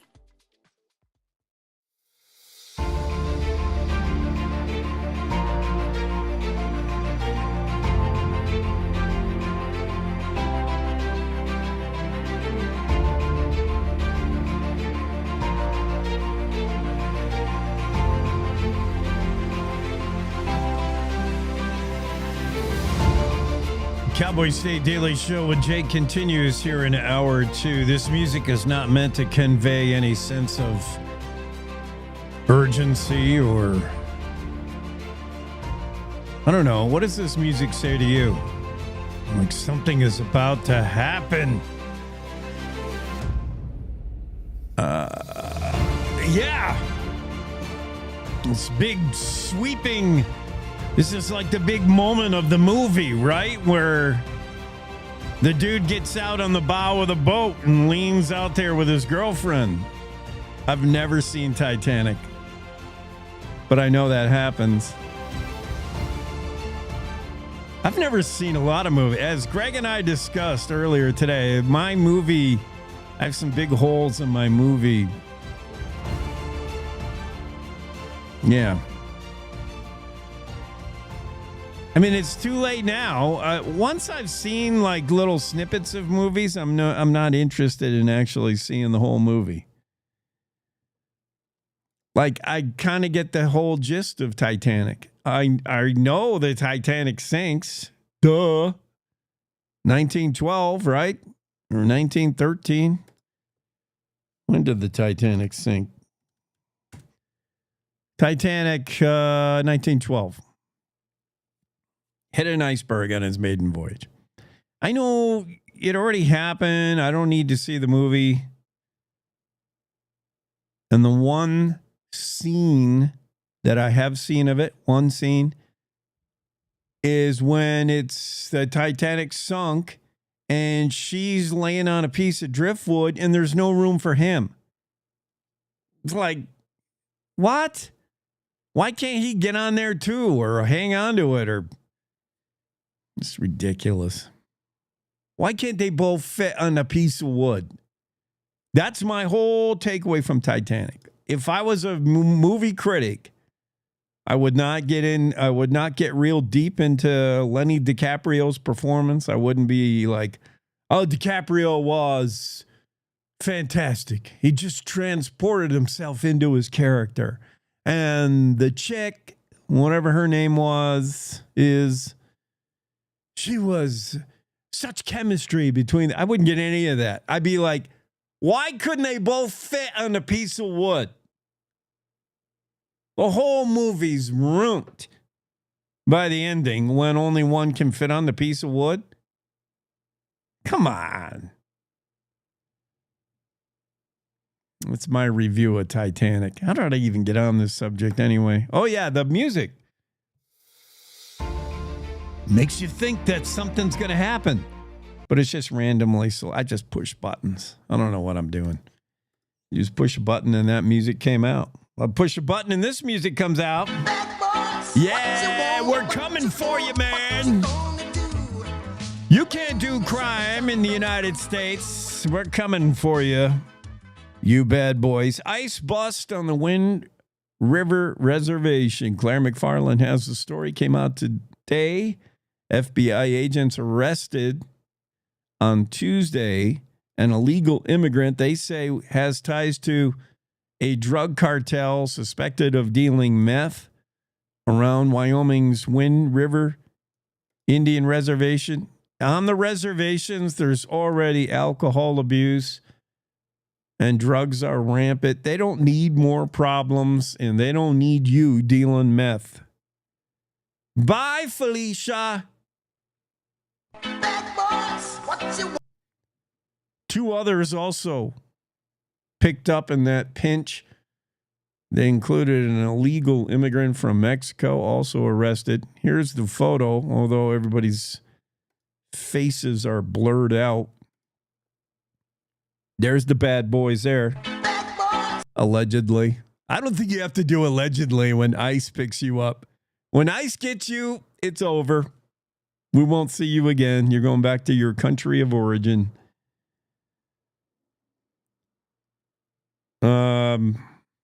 Male Mexican national was arrested in the U.S. illegally in Fremont County, according to a statement from the FBI. Man accused of distributing large quantities of meth on and around the Wind River Reservation. Has probable ties to a known transnational drug trafficking organization. That's all I need to know. All I need to know is you're in the country illegally. Goodbye. Do it right or get out. That's not a political statement. That's just, there's nothing political about that. About ICE and about border security and about the whole thing. I know it's been politicized, but it's not political. The word I need to know in the sentence is illegal. Illegal immigrant in the country illegally. If it's illegal, it means it's against the law.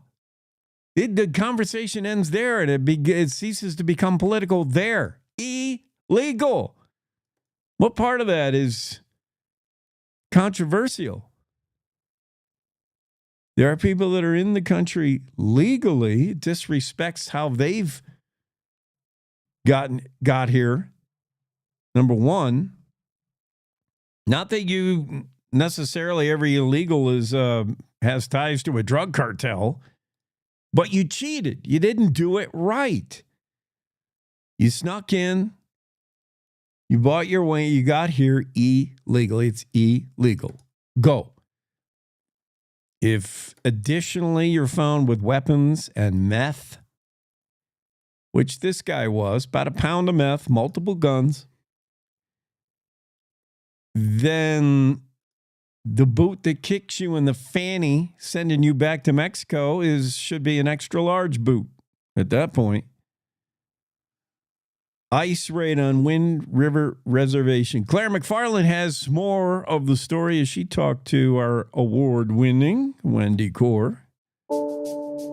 The FBI on Tuesday arrested an illegal immigrant from Mexico with probable ties to a transnational drug cartel suspected of dealing large quantities of methamphetamine around Wyoming's Wind River Indian Reservation. Cowboy State Daily's Claire McFarland reports that agents arrested the Mexican national, who is in the U.S. illegally, in Fremont County on Tuesday. He was found with about 1 pound of meth and multiple guns when he was arrested. He wasn't nabbed on the reservation, but the allegation is that he was dealing large quantities of meth there, that he's affiliated with a drug cartel, and that he's an illegal alien out of Mexico. It looks like a joint operation involving the FBI and ICE and other agencies. Drug activity has been an issue on the reservation for years. It's been acknowledged in memos before Congress. It's been acknowledged in studies. And so I feel like this story has taken off as much as it has already because people are always eager to find the source. At the same time as this arrest, authorities took 2 more people into custody, one of whom was in the country illegally.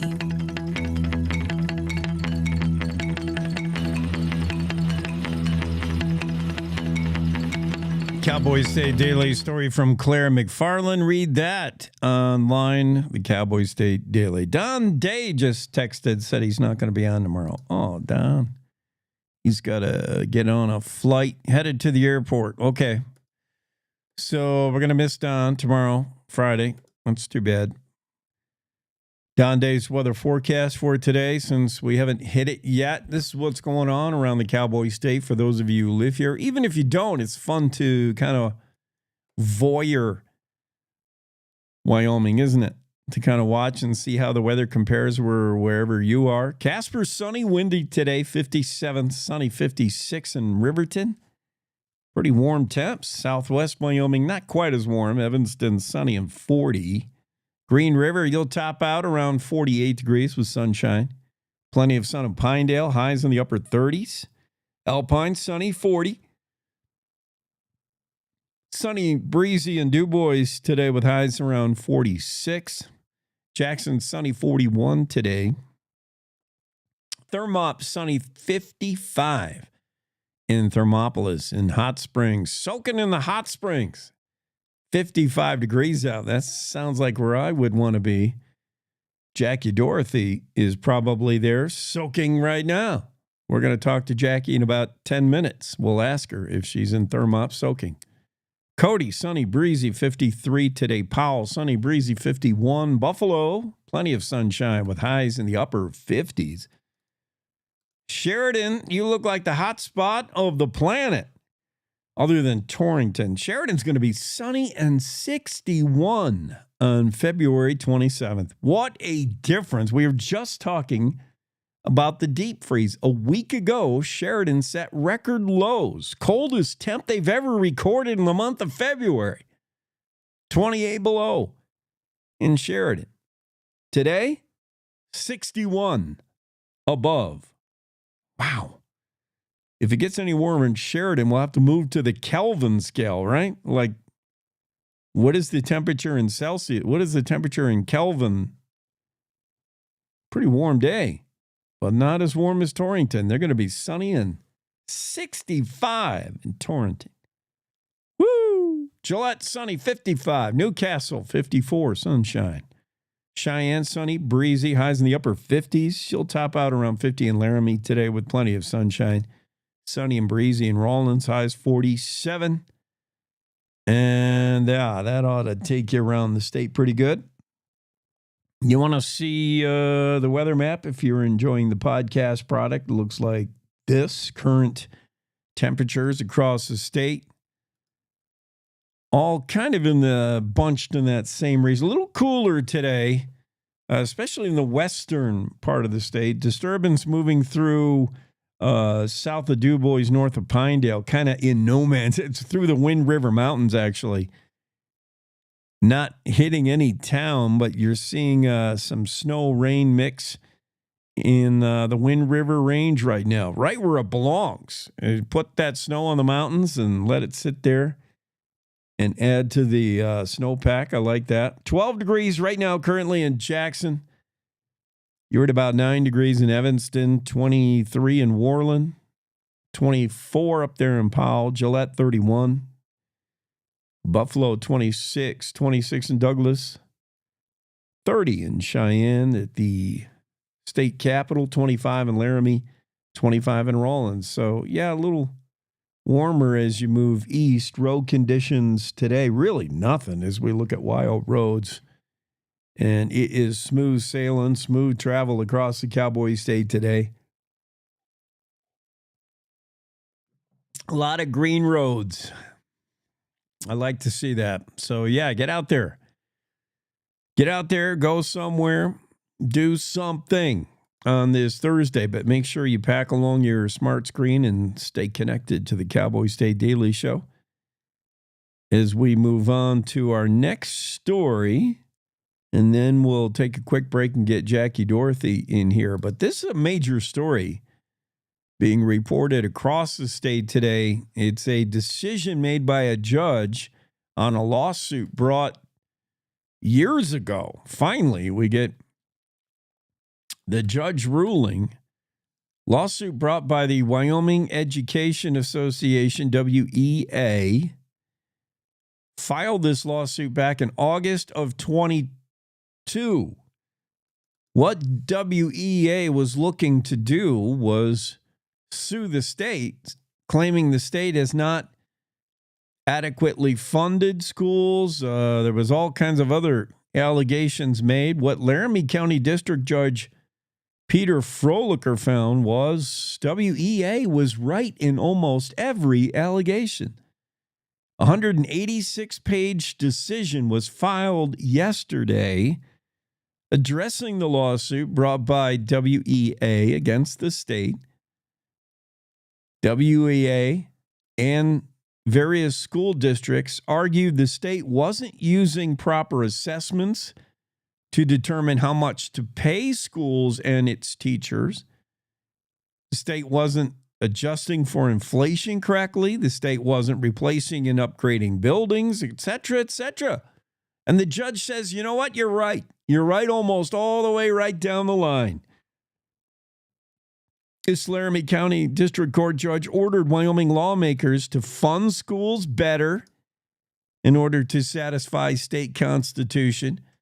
The ruling also calls for more computers to be purchased for students, more school resource officers, mental health counselors, among other underfunded needs. It was a big win for the plaintiffs, WEA, in the lawsuit they brought in August of 2022. The state may appeal. It's probably likely. But still, major decision. Perhaps we'll get State Superintendent of Public Instruction Megan Degenfelder on the show again. It was joy to talk with her a few weeks ago and see what she thinks about this. But this is a pretty big story, pretty big deal. And Claire McFarland has it for you, for us, to enjoy. We'll take a quick break, get Jackie Dorothy into the room right after this. Logan Wilson here at the M Building in Casper, Wyoming. They do more than just support businesses and private events. They support nonprofits by offering reduced rates to help the community thrive. The staff here at the M Building have been incredible in helping me organize a fantastic event. They are great partners for those who want to make a positive impact on the community. Come check out the M for your next event. Our beautiful world is changing, withering, dying by the hands of those who don't value nature, even though we all depend on it for life itself. But there is hope.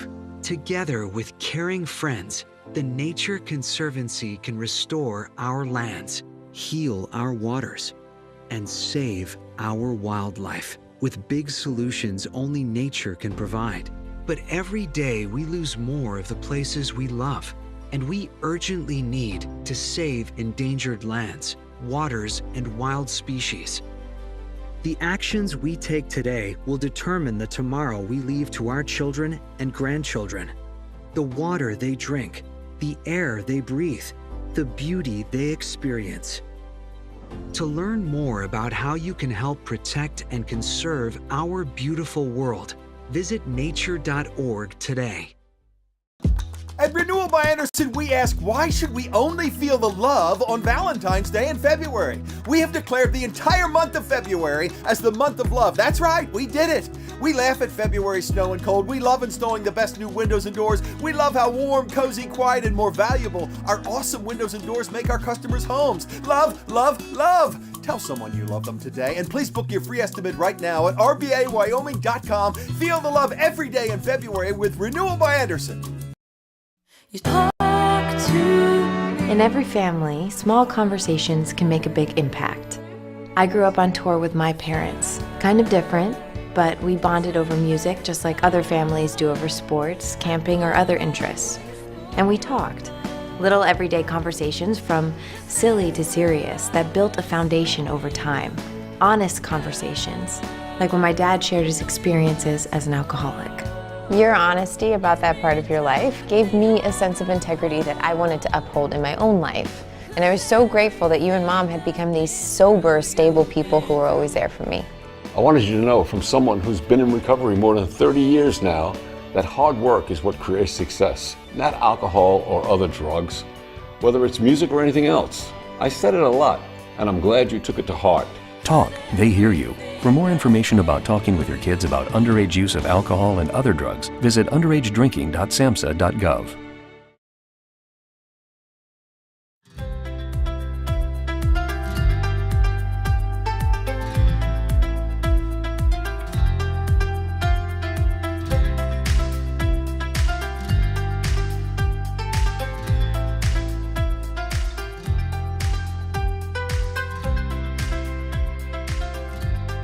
Cowboy State Daily show with Jake continues here in hour two. Jackie Dorothy into the Zoom room. Jackie, I did the weather a moment ago, and I was speculating whether you might be soaking in a hot spring in Thermop. It's going to be 55 and sunny today in Thermopolis. I got to change the scene in back of me. The snow is melting. It's so muddy. Wow. I'm complaining. It might It's so nice. It might be a false spring. Don Day warned us to temper our enthusiasm over what we see outside today and tomorrow and over the weekend. It's not over yet. We know what the groundhog did, or do we? Lander Lil. I thought there was something about the shadow going the wrong way on the statue. So Right. Clara and Bill sniffing about that one. That's right. Yeah. That was fake news. The shadow was going the wrong way. They were looking at something was weird about that. So Yes. We're going to have to look into that. Get on it, Jake. let's don't count our spring chickens before they hatch. It's still technically winter. I heard a wet spring, which means here snow, heavy wet snow, I'm sure. Yeah. Which will be good. We need the moisture. I already noticed that the fire bear that's in the canyon says that the fire alert is moderate. And it's like, this is January. This is winter. It shouldn't be moderate. That's ridiculous. And Exactly. I'm glad you said that because it reminds me that there were 2 wildfires near Wheatland over the weekend. Big, like pretty big fires. The YO Ranch Road fire burned 1,100 acres. That was contained just Tuesday morning. And the Sawmill fire burned 500 acres. And that was contained by sometime Monday. 3 structures lost. A travel trailer burned up and 1 firefighter injured. 2 wildfires outside of Wheatland over the weekend. That's ridiculous. And It's February. February. It's not supposed to be. You're supposed to be able to do a bonfire and watch it fizzle out. Yeah. And so the fire danger here is moderate. So I will take as much heavy, wet snow as they'll give us. Yeah. Okay. All right. I'll come on board with that. We didn't have a chance to talk about Maria Kelson. Yes. Yeah, she did. She was somewhat of a noted published poet and then completely changed gears. Like, whoa. Yes. That is what you're supposed to do, right? Yeah. So Maria was a poet for so many years. She was published. She was renowned for it. She was going to poetry speakings all around the United States and decided she wanted to write a thriller.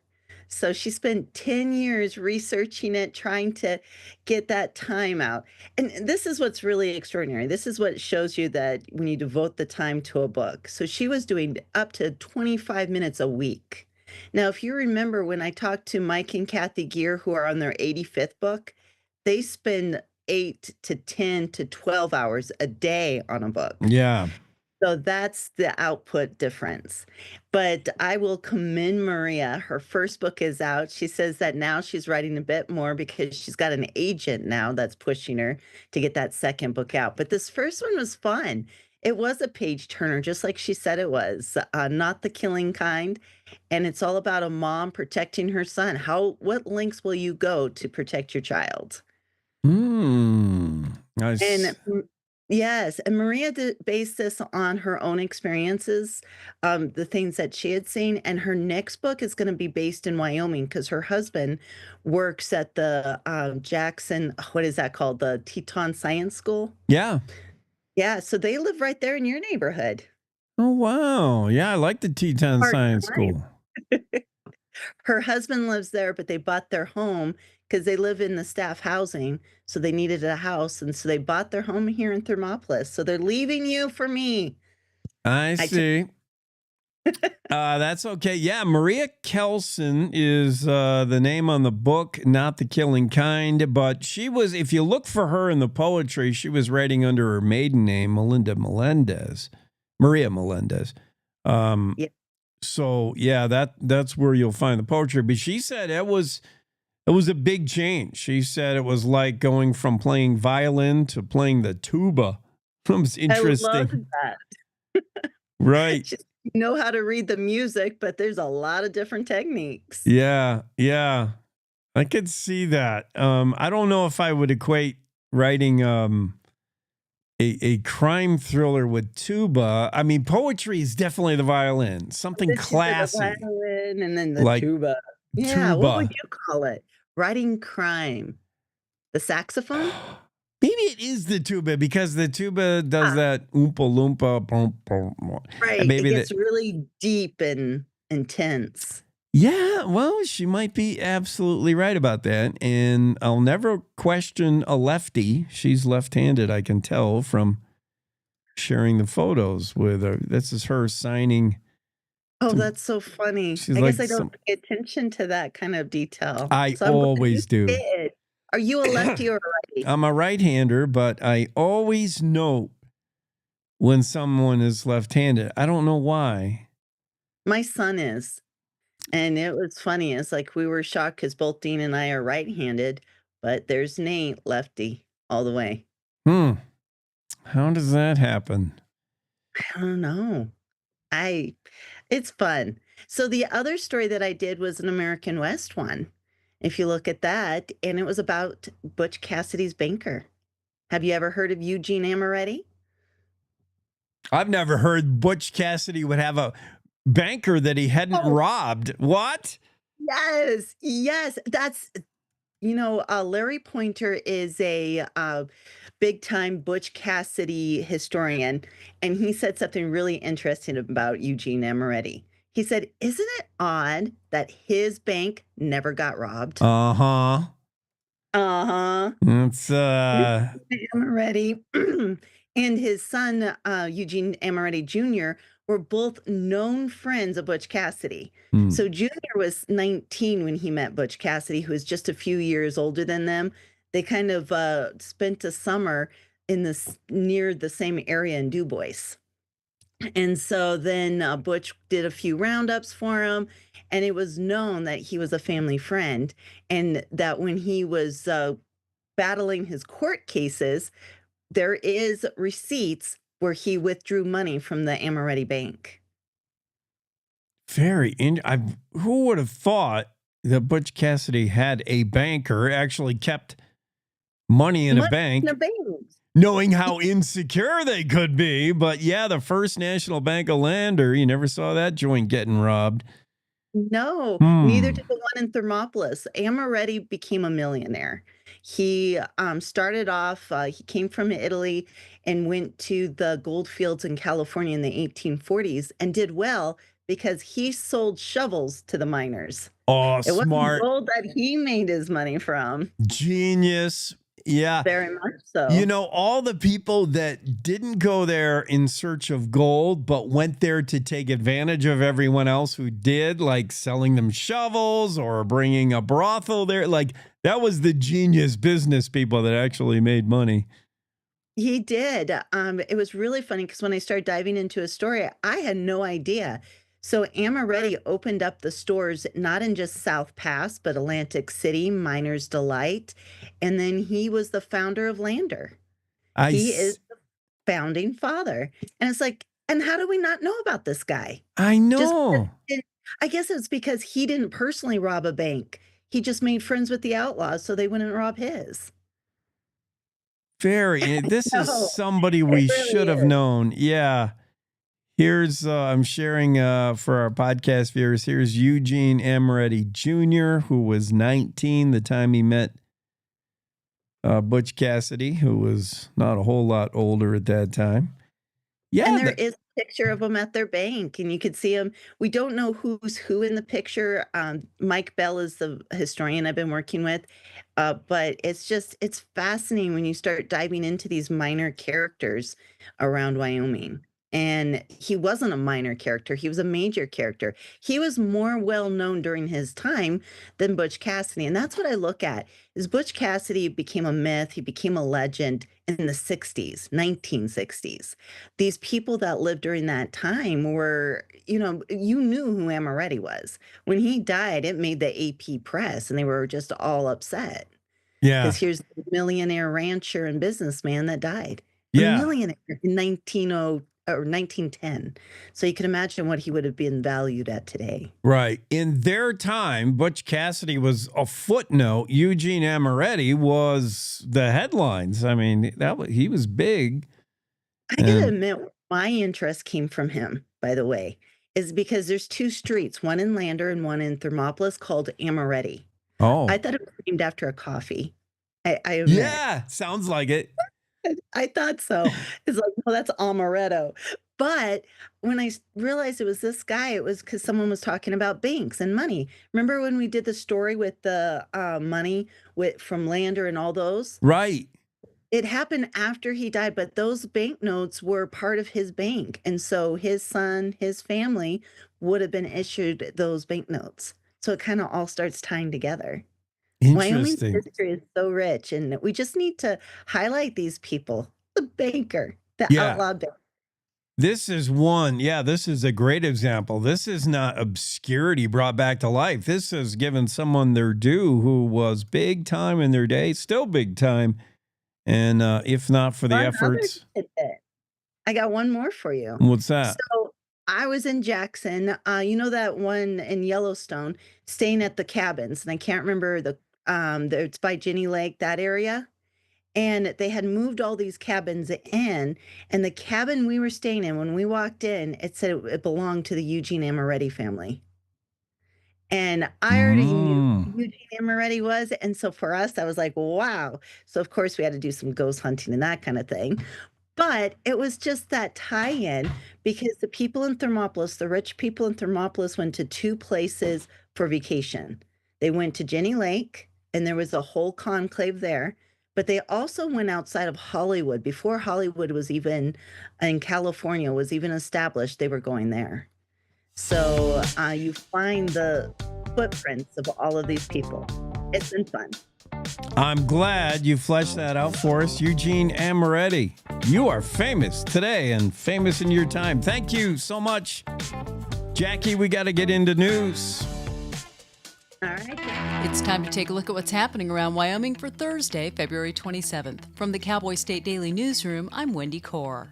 The Wyoming Senate dropped a bombshell Wednesday evening announcing it will not pass a supplemental budget in this year's legislative session, something that may be unprecedented for the legislature. Cowboy State Daily's Leah Wolfson spoke to several members of the Senate leadership who concluded that, quote, now is not the time to increase spending needlessly. That's really a historic move. What it means is they're not going to make any changes to the current biennium budget. The supplemental budget serves as a mid-year update to the two-year biennial budget. It allows for cost increases for certain programs and things, emergencies as they arise. The Senate leadership has basically said they're going to do those things such as wildfire mitigation and external cost adjustments in other standalone pieces of legislation. But I spoke to Senator Charlie Scott, the longest serving member of the Wyoming legislature. He's been in there since 1979. He said there has never been a time that this has ever occurred to his knowledge. The Senate said the 2025-26 biennium budget provides the necessary money to run the state. In 8 months, budget discussions for the next biennium will begin. The FBI on Tuesday arrested an illegal immigrant from Mexico with probable ties to a transnational drug cartel suspected of dealing large quantities of methamphetamine around Wyoming's Wind River Indian Reservation. Cowboy State Daily's Clara McFarland reports that agents arrested the Mexican national, who is in the U.S. illegally, in Fremont County on Tuesday. He was found with about 1 pound of meth and multiple guns when arrested. He wasn't nabbed on the reservation, but the allegation is that he was dealing large quantities of meth there, that he's affiliated with a drug cartel, and that he's an illegal alien out of Mexico. It looks like a joint operation involving the FBI and ICE and other agencies. Drug activity has been an issue on the reservation for years. It's been acknowledged in memos before Congress. It's been acknowledged in studies. And so I feel like this story has taken off as much as it has already because people are always eager to find the source. At the same time as this arrest, authorities took 2 more people into custody, one of whom was in the country illegally. President Donald Trump's first cabinet meeting on Wednesday included calls for an energy boom, with the nation's leader calling for doubling or even tripling the nation's electric capacity.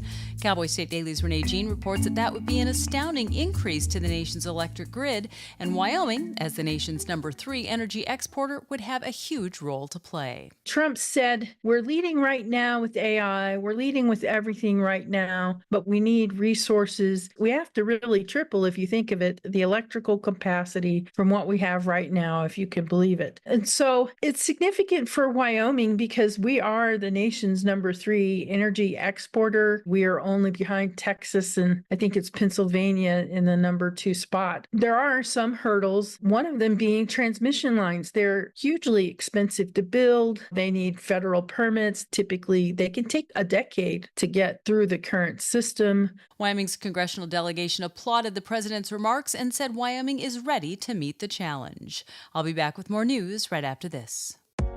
Are you fabulous and 55? Are you ready to use your valuable time and talent to give back?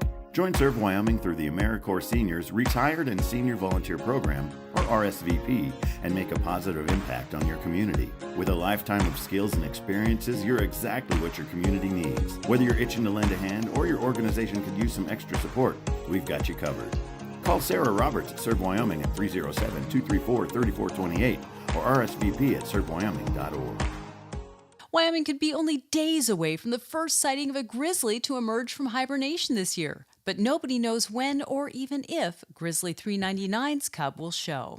Cowboy State Daily's Mark Hines spoke to several experienced Wyoming wildlife photographers, some of whom predicted that the first grizzly could be spotted in just a couple of weeks. Usually large, lone male bears are the first ones to come out, and then gradually younger bears will start coming out, and then usually the females with the cubs are the last ones. So this, of course, will be the first spring in a long time that the world won't be awaiting the emergence of Grizzly 399, because as we know, she was struck and killed by a car last fall. Some folks are wondering if her cub, which they named Spirit hasn't been seen since the accident that killed 399, but folks are hoping that maybe Spirit will pop back up somewhere that managed to survive hibernation, made it through the winter, and will reemerge. Last year, the first official grizzly sighting was on March 13th in Yellowstone National Park.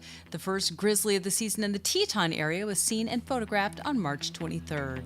And that's today's news. Get your free digital subscription to Wyoming's only statewide newspaper by hitting the daily newsletter button on cowboystatedaily.com. I'm Wendy Corr for Cowboy State Daily.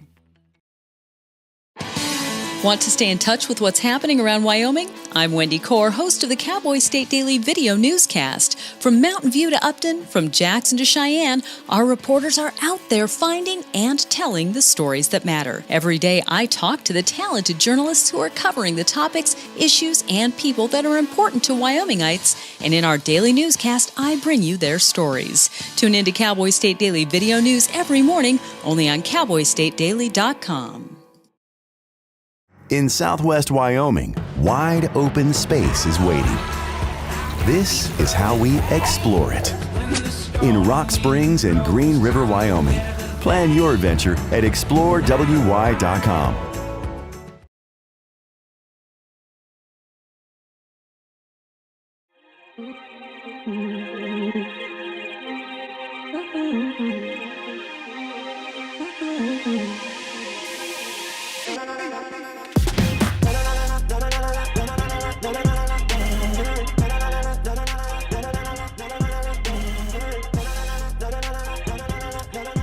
Cowboy State Daily morning show with Jay continues.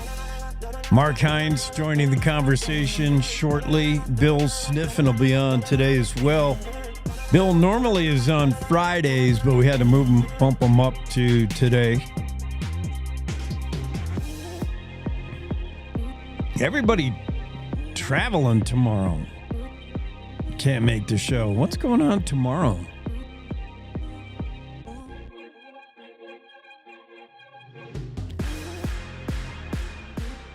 President Trump says U.S. needs to double, maybe triple its electrical capacity. And that's good news for Wyoming, as we generate some electricity in this state by burning coal mainly. So that's good news. Trump's first cabinet meeting on Wednesday is when he made the announcement calling for an increase in energy production, energy boom, and said we have to double, maybe even triple the nation's electric capacity. He said we're leading right now with AI. We're leading with everything right now, Trump said, but we need resources. Yeah, AI is power hungry. From what we understand, right?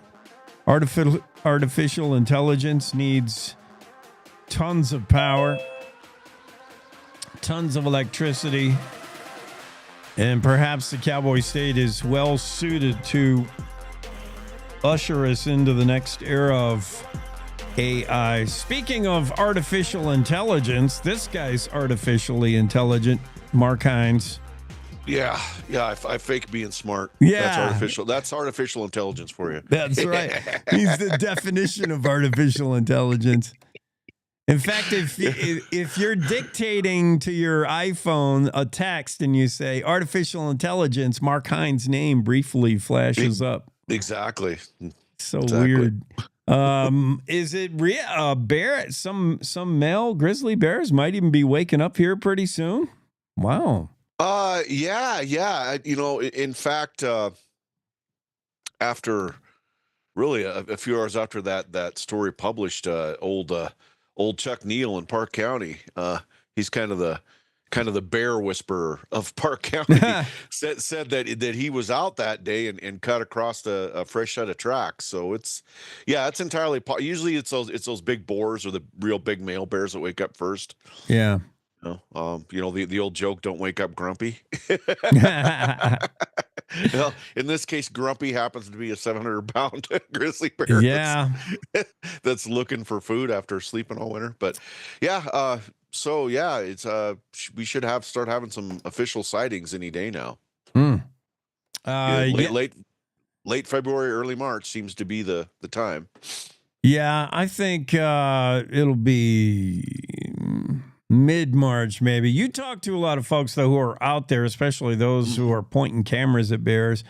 Tom Mangelson, renowned grizzly photographer. He thought maybe March 8th. Debbie Dixon, she shoots up there in Montana. She thinks maybe mid-March.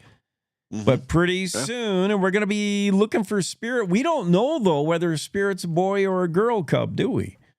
We don't know. Yeah, the sex of that bear was never officially determined. I think because of its unusually large size, people just have been assuming that it was a male. But it hasn't been seen since the night back in October when 399 was hit and killed. So we're not even entirely certain that Spirit was able to get through the winter. I mean, assuming it's a he was almost old enough to break out on his own anyway. And so, folks I talked to last fall seemed fairly optimistic that he'd have that degree of independence and he'd have those instincts to go be able to find himself a den and, and just, snuggle in for the winter. So, assuming A, that he's a male, B, that he made it through winter, C, who's going to be the first person to spot him? We don't know. Or maybe he is a her. We don't know. So. Right. And who might even recognize that bear? Mangles said there's very few people with enough familiarity to recognize that bear on sight. Probably Mangelson is one of the few who could, because a Spirit had that really distinctive. They one of the nicknames it has was Tuxedo because he had that really distinctive chest marking. Yeah. But my understanding is that kind of went away with age. As the cub aged, that went away. So there's no longer that distinctive marking on the bear that I'm aware of. So, but you're right. Mangelson, our good friend Jorn, is probably another person who's seen those bears enough that he might be able to identify. But you're correct. There's a lot of folks. Spirit could just blend in with the crowd for a lot of folks. So that's a mystery that's yet to be solved. You're reporting along with Sean Berry regarding the surprise announcement yesterday that the Forest Service head's going to step down. That was abrupt. What happening there? Yeah. I don't know for sure. Sean would probably have a better idea because he's in DC. The implications are, there could be an element of protest to it, a dislike for the current administration. Of course, I can't speak for the Forest Service chief, but that is, that's what's being said is the reason for his resignation announcement, that he is not pleased with the way things are going. And of course, I talked to a couple of older retired rangers, one who's in the Northwest and then one who's right here in Wyoming, and they took a different view. I mean, like they said, we went through the same thing with Clinton. They said that Clinton came in and took a sickle to the Forest Service and cut a lot of people. From their perspective, that's how they see it. And so for them, this is just a repeat of, 90 back in the 90s when Clinton came into office. I mean, that's true. I don't know. That's the way they perceive it. And, you think these guys would know because they were working for the Forest Service at that time. I mean, my dad worked for the Forest Service, but he's even older. He was older school than those guys. My dad retired in the mid 80s. So before any of that happened. Yeah. Well, it's good to get that perspective. I didn't know that there were deep cuts during Clinton. That's interesting. Randy Well, Moore. It's like Brown Eyes pointed out that there used to be these little small ranger stations all over the place. He said there used to be one in Matiti, there used to be one in Lovell, there used to be one in Powell, and those dried up and blew away. And from his perspective, the way he figures it, those are a result of the Clinton cuts, all those little local ranger stations going away, and the agency moving more towards the larger centralized headquarters. Now there might have been other factors at play, but that's how he perceived it. So I mean, it's interesting to watch the changes. Like I said, I grew up in a Forest Service household, but my dad was, he was a district ranger in the 60s, 70s, and very early 80s. So probably the Forest Service that I experienced is, you're talking 40, 50 years ago. The agency's probably changed a lot since then. So I can't pretend to be an expert. We're talking about Randy Moore, chief of the Forest Service, who, announced yesterday he's bouncing out March 3rd and found the cuts to be incredibly difficult, in his words. Yeah. And Wyoming delegation, especially Congresswoman Harriet Hageman, said good riddance. He hasn't done a good job as the Forest Service head. Yeah.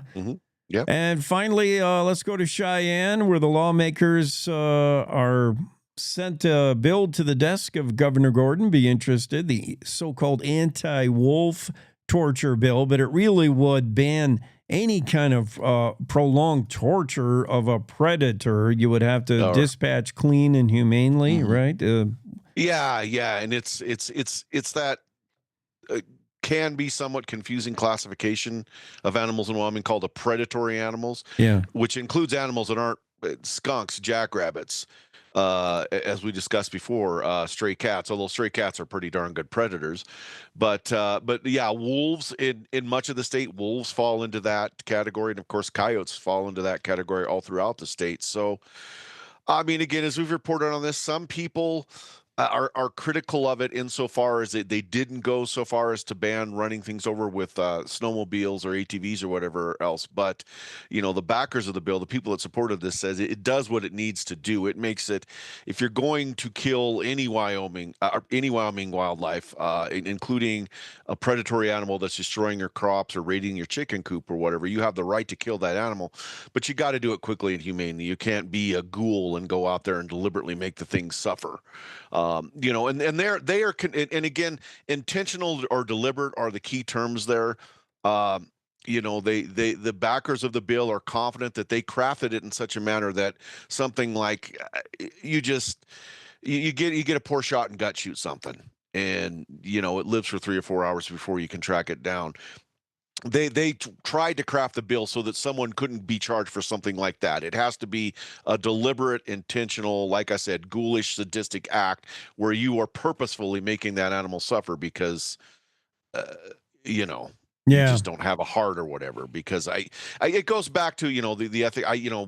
Your folks raise you this way. My folks raise me that way. If you're going to kill something, kill it quickly. Make the best shot you can. Get it done. Get it over with. And we're not out there to make things sit there and writhe in pain. No, Wyoming way of life, and I'm surprised it's not law. It should be law. It should be the law of the land. Now it is perhaps going to be an actual law. We'll see what the governor does with that. Anything else, Mark? No. I think you pretty much covered all the bases. All right, sounds good. We're gonna get to Bill Sniffen next. You have a great Thursday, man. Have fun with Bill. Yeah. Cowboy State Daily Show continues. We'll take a quick break, get right back into the room with Bill Sniffen after this. We all make choices. When it comes to alcohol, kids make choices whether to drink or not. Bye, Dad. Bye-bye. Remember, I'm going to Alex's party tonight and sleeping over. Have fun. Hey, have a seat for a second. Remind me about that party again? Alex is just... And adults make choices whether to talk about it. That's true of parents and every other trusted adult in a kid's life. Kids want to know our expectations when it comes to alcohol and other drugs. They want guidance and honest answers to their questions. And it makes a difference when the message is consistent and part of everyday conversations.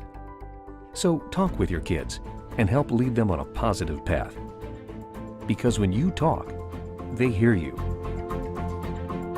For more information about talking with your kids about underage use of alcohol and other drugs, visit underagedrinking.samhsa.gov. If you're watching this, I didn't make it. Thanks to people like you and the American Heart Association, my family never had to see this video. I was a healthy 47-year-old, no symptoms. But then my doctor discovered I had a bad heart valve that was beyond repair. The scariest day of my life was when I was sitting on a gurney. Deep down, you know, this could be it. This little heart valve did something really big. It saved my life. I wouldn't be here today without it. The research for this heart valve was funded by the American Heart Association. Since my surgery, I had a son get married. I had a daughter graduate high school. I had another daughter give birth to a precious boy. I would have missed all that. To learn more about the American Heart Association, go to helpheart.org today.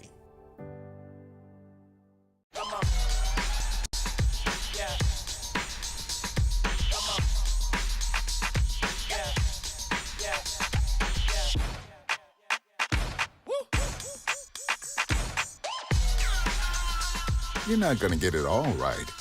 Just make sure you nail the big stuff, like making sure your kids are in the right seat for their age and size. Get it right at nhtsa.gov/the-right-seat.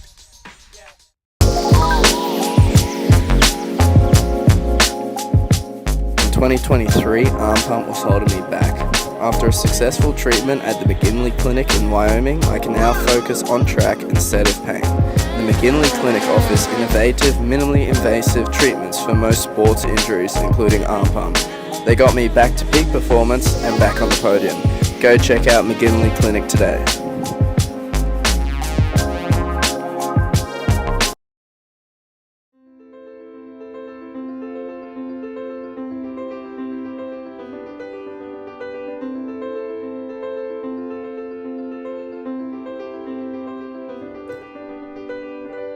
Cowboy State Daily Show with Jake continues here in hour 3. And we get into the Zoom room with Bill Sniffen. Bill, I had to mute you. You were making racket.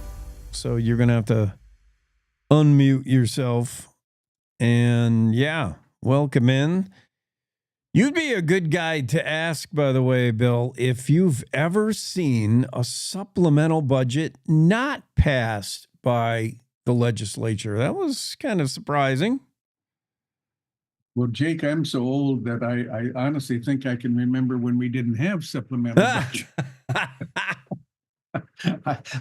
I was around before they had the 2 sessions. So oh, wow. They used to have one big session and then they didn't come back for 2 years. So but no, I don't remember a time. And I some of this stuff is baffling to me. I've always kind of liked to have the legislature and the governor get along. Yeah. And usually the governors have been fairly conservative. I mean, they don't put out a supplemental budget out there that if they don't think it's going to pass. And so I don't know, but nope, I can't remember it ever happening, Jake. So we're watching history happen. I wonder if you can read between the lines, if there's anything to glean from it. Is the Senate frustrated with the governor? Are they sending a message? Or is it the Senate and the House where we're seeing friction? Or is it simply what it appears to be? The Senate said, there's just the budget we approved last year is good. It's a good budget. There's no reason to mess with it. Interesting. I think it could be any or all the above. Yeah, it's a great time. You know, I've been a newsman forever. I like to point out I wrote my first newspaper column 61 years ago. So I've been doing this stuff for a long time, and but it's just you go through periods that there's just so much news, and and then you'll sort of reach a period and it kind of dries up, and you think, man, I wonder if we're ever going to have a time with more news. And you know what? There's news coming at us from all directions all the time. And anyway, yeah, that was good. Well, Jake, what do you want to talk about today? I'm a fountain of information. I've got my brain shifted to neutral and my mouth into full speed ahead. Oh, So, that's a good state of being. That always provides for entertainment. I don't know. Well, on But I this, get on myself this, in trouble. in the same vein of that topic, did you ever envision a day where, and you've kind of alluded to this before in previous meetings, where Wyoming would be so much of a national newsmaker? Wyoming's really factoring in, especially with the new Trump administration. Wyoming poised to be a national newsmaker, whether it's cryptocurrency and digital assets or rare earths or just new policy from Trump regarding energy. We're ready to make a lot of electricity here in Wyoming. And did you ever envision a time, Bill, when a local state news agency like Cowboy State Daily would have a correspondent, Sean Berry, in Washington, D.C., because it's crucial. We're making national news. We're important in D.C. Wow. You know, it's absolutely true. The Cowboy State Daily was, I've been around it now for almost its entire existence. And we certainly had aspirations of it being this way. And thanks to Wayne Hughes, his backing, and Jimmy Orr's tenacity, it has really, it still hasn't achieved its potential. But I know way back in the day, my goal was to get it to 20,000 daily subscribers. And I was the publisher for a couple of years, a long time ago. And when it finally hit that, that's when I actually retired. And my gosh, we're over 90,000 daily subscribers today.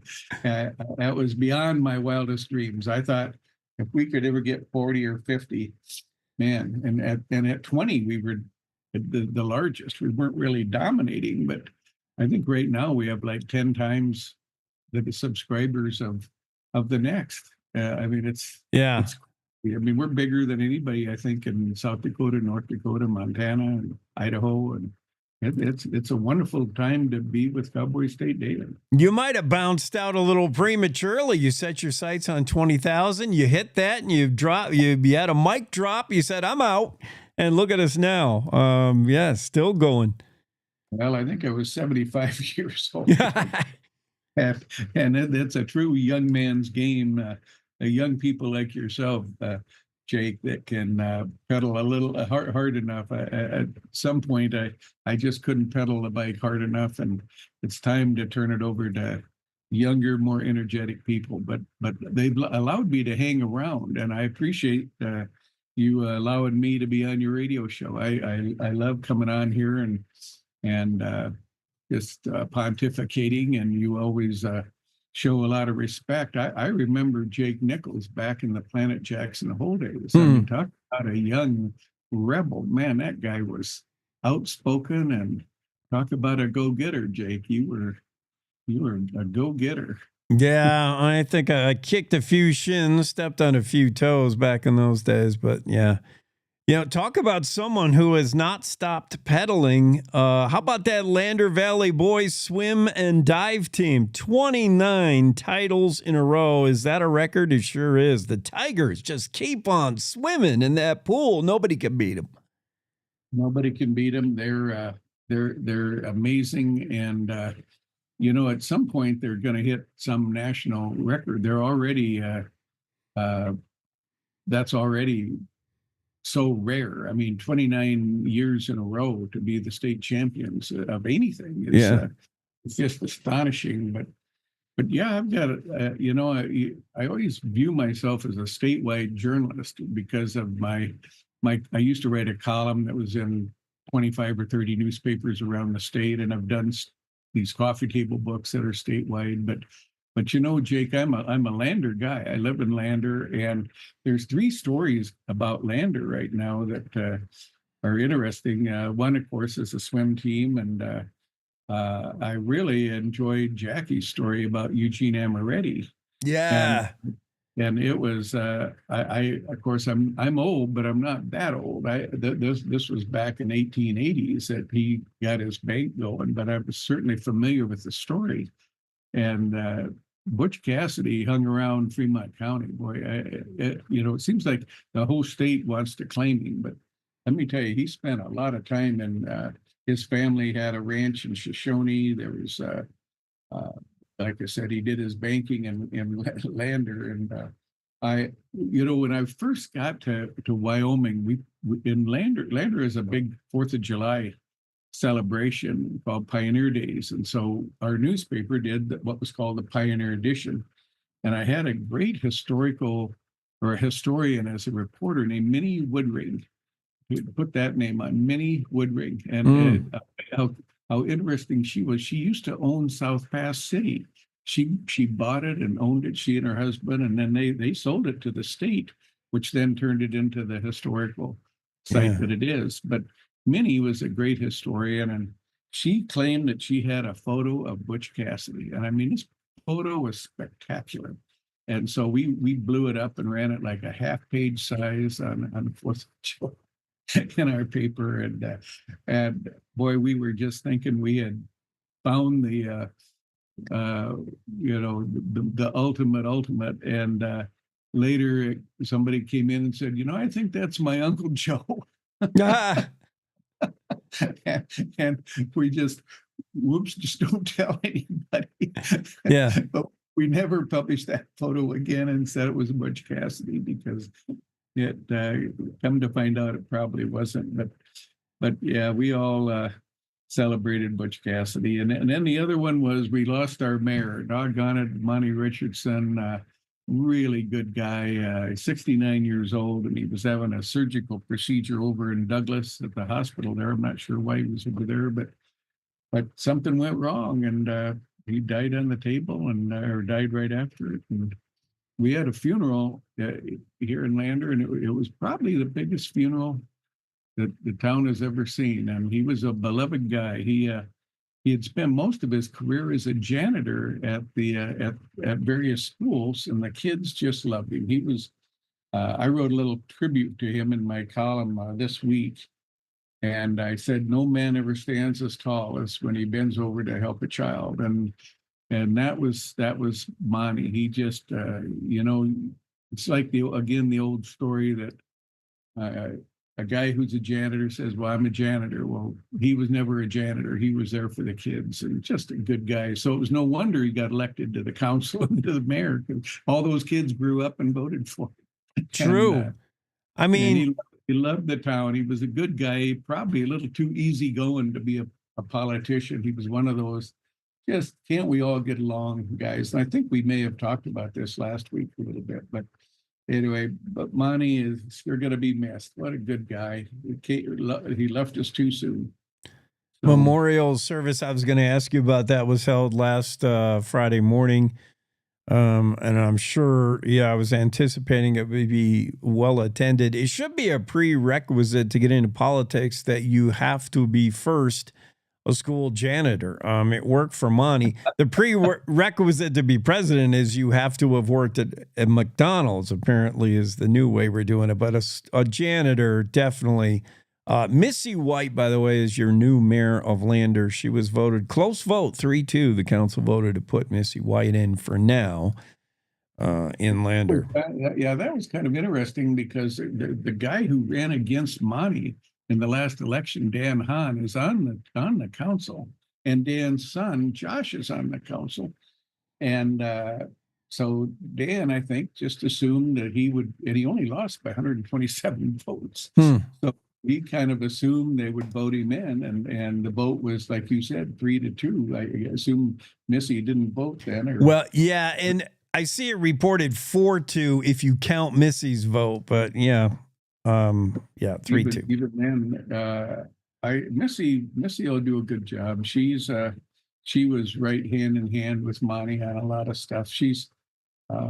I've mentioned to you before, Lander is the neatest town in Wyoming. it's so diverse. My God, my phrase I repeat it all the time is that we have everything from tree huggers to tree cutters and everything in between. And it's a fun place to be a newspaper editor. I'm not sure anymore it's a fun place to be a mayor. Everybody's got an opinion. Oh my God. and with social media, oh my Lord, these are interesting times. But Lander's a really cool town, and right now it's getting Chinook winds, which us folks that we Wyomingites that have lived in Wyoming for a while, we know what Chinooks are. Boy, they are something else, and they can raise the temperature of the air by 40, 50 degrees in a short time, and it blows everything away, melts all the snow. But my gosh, does it warm things up? And you and I, Jake, we talked about last time I was on, I mentioned the 20 different seasons Wyoming has. And right now we're past winter and we're past dark winter. We might even be past the Arctic freeze. And this might be the January thaw. And then following that comes spring winter, or third winter. And then after that comes the spring of deception. And I also think after that is semi-truck leaning season. I think, I think we're in that fall spring area. Then my favorite is sprinter, which is it really can't decide if it's spring or it's winter. So anyway, those are just some of the different seasons we're going through. But I think right now we're in, I don't think it's spring of deception. It could be, but it might. I don't know. We'll see. But it's an interesting time to be alive in Wyoming. We're flirting with kind of fall spring. Maybe it's wildfire season, which never seems to end in the state of Wyoming. We talked earlier in the show about 2 big wildfires over the weekend outside of Wheatland. The YO Ranch Road fire burned 1,100 acres. The Sawmill fire burned 500 acres. Wind whip fires, 1 firefighter injured, structures lost, and we're talking wildfires in February. What?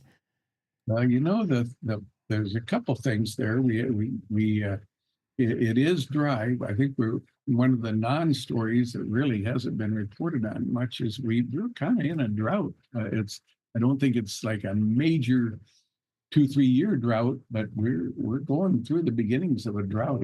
Buffalo's been unbelievable dry, that area over there, and apparently Wheatland too. But then you have, try to imagine, number one, our high winds. The highest winds we get in Wyoming are in the Wheatland area. But I always think of all that oxygen that is just I mean, you have a fire, and I mean, putting oxygen onto a fire is almost like putting gasoline on a fire. Mm-hmm. And I really feel for our first responders because, boy, I tell you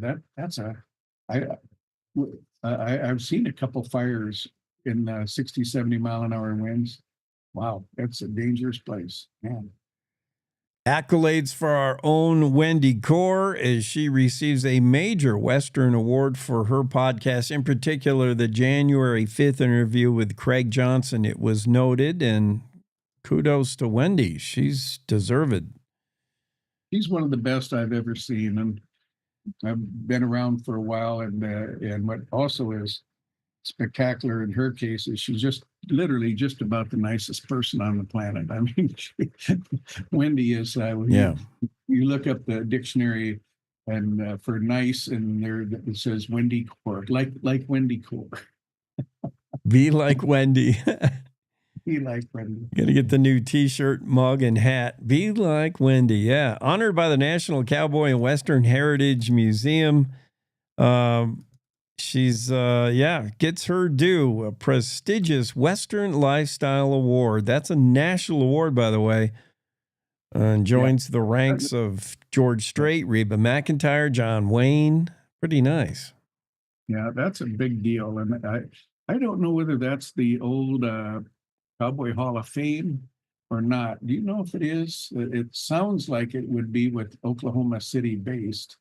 And, you know, your Lynn Freese in Jackson was the president of that. She was the first woman president of Cowboy Hall of Fame. So I don't know if they would have changed the name. To me, the Cowboy Hall of Fame would be the greatest name on the planet. Why would you ever change it? But, right.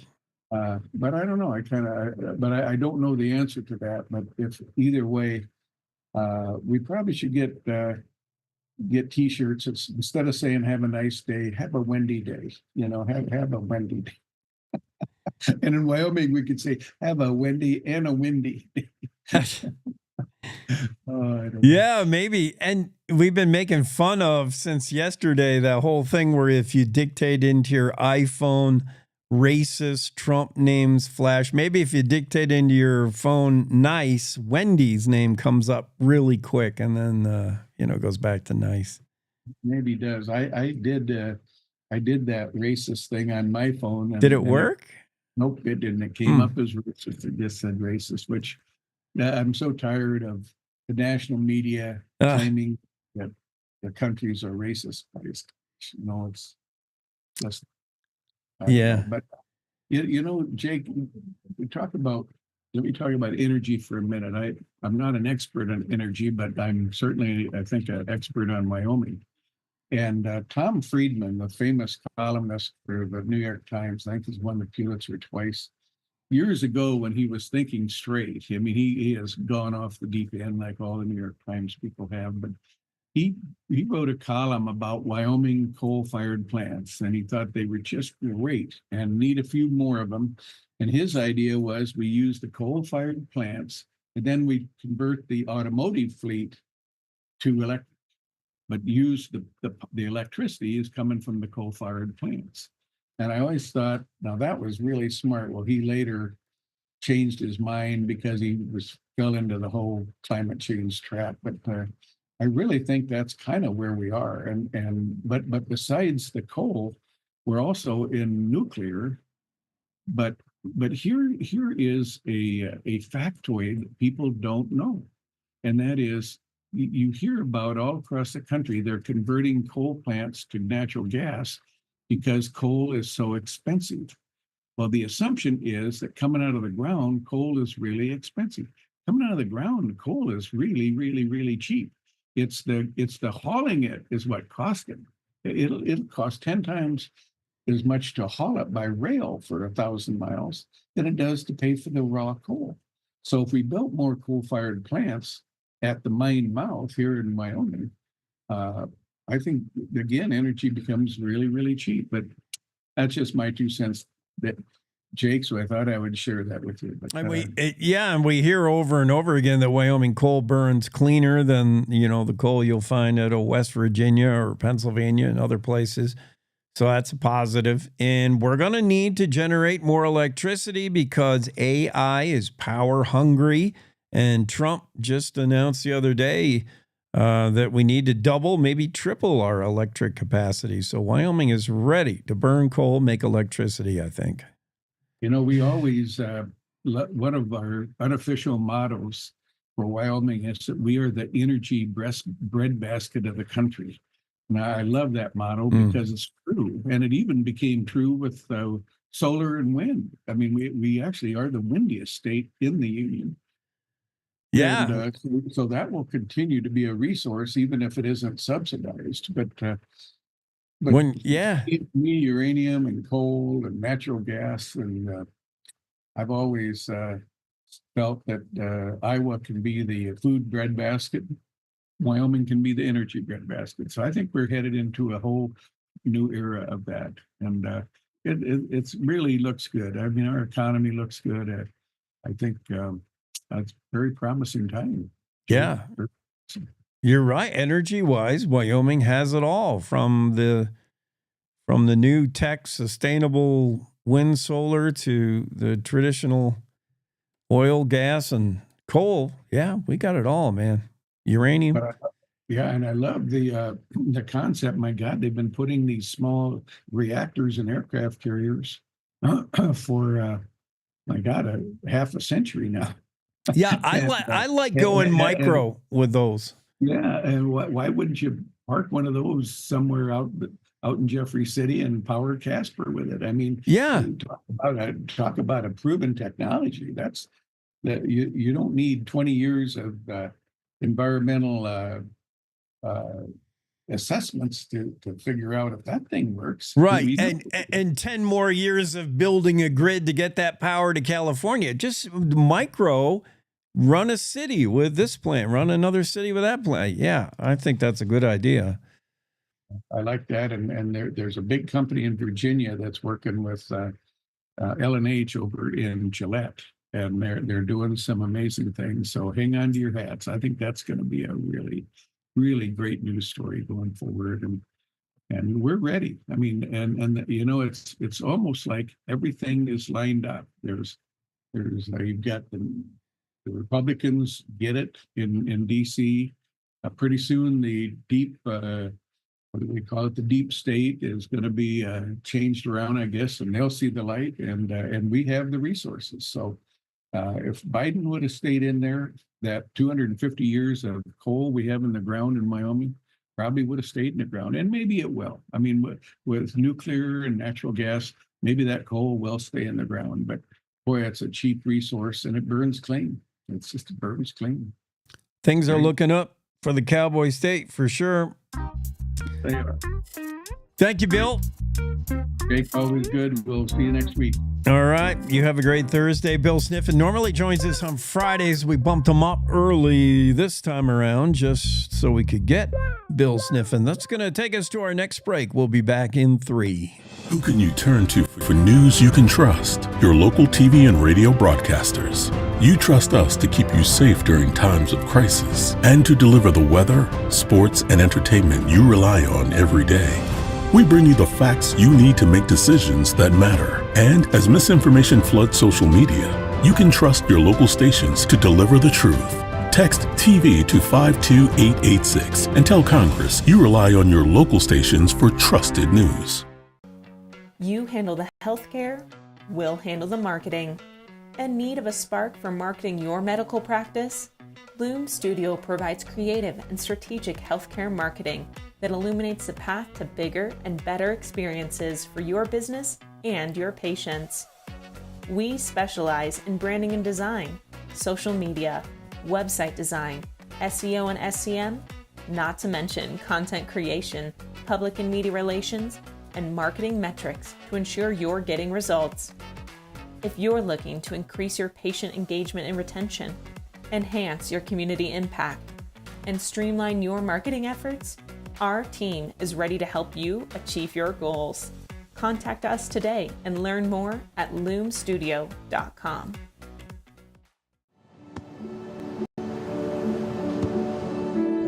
I don't remember how it started. Go to that. Our back and forth. It always came back. Dad! You probably don't remember what you told me, That was perfect. but I heard every word.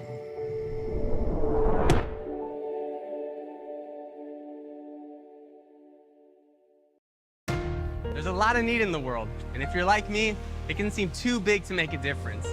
But that's why I decided to start volunteering with Mercy Shifts. Dedicating a few weeks or months of my life every year in the service of others has brought me more than I could ever imagine. Plus, I'm getting to meet people from all around the world and make lifelong friends. Hey, Michelle. And with so much to do here, there's an opportunity for everyone to make a difference. High five. But the best reason to volunteer is knowing that no matter what you do, you're helping change people's lives every day. Whether it's for 2 weeks, 2 months, or 2 years, when you volunteer with Mercy Shifts, you'll find your purpose, your people, and your place in this world. And all you gotta do is visit mercyshifts.org today. I hope to see you soon.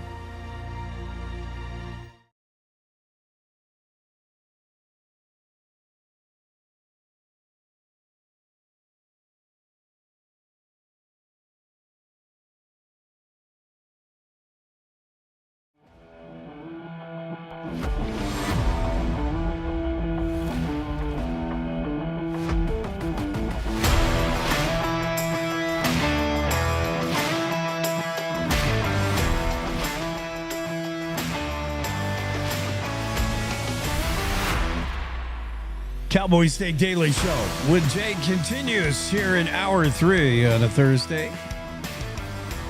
Well, as usual, all season long, it's the Cowgirls that have to cover for the Cowboys on the basketball court for the University of Wyoming. Cowboys lost a disappointing game the other day where they just did not make free throws, and their opponent did. Every basketball coach will tell you there's nothing more important than the free throw. A free 15-foot shot. It's free money. And if you can't convert from the free throw line, that tells me all I need to know about your team. You can take your three-point shooting percentage, your defense, your rebounding, throw all those stats in the garbage. How well do you shoot from the charity stripe? A free point. You can't make a 15-foot shot? You're not trying hard enough. You don't have focus. You don't have discipline.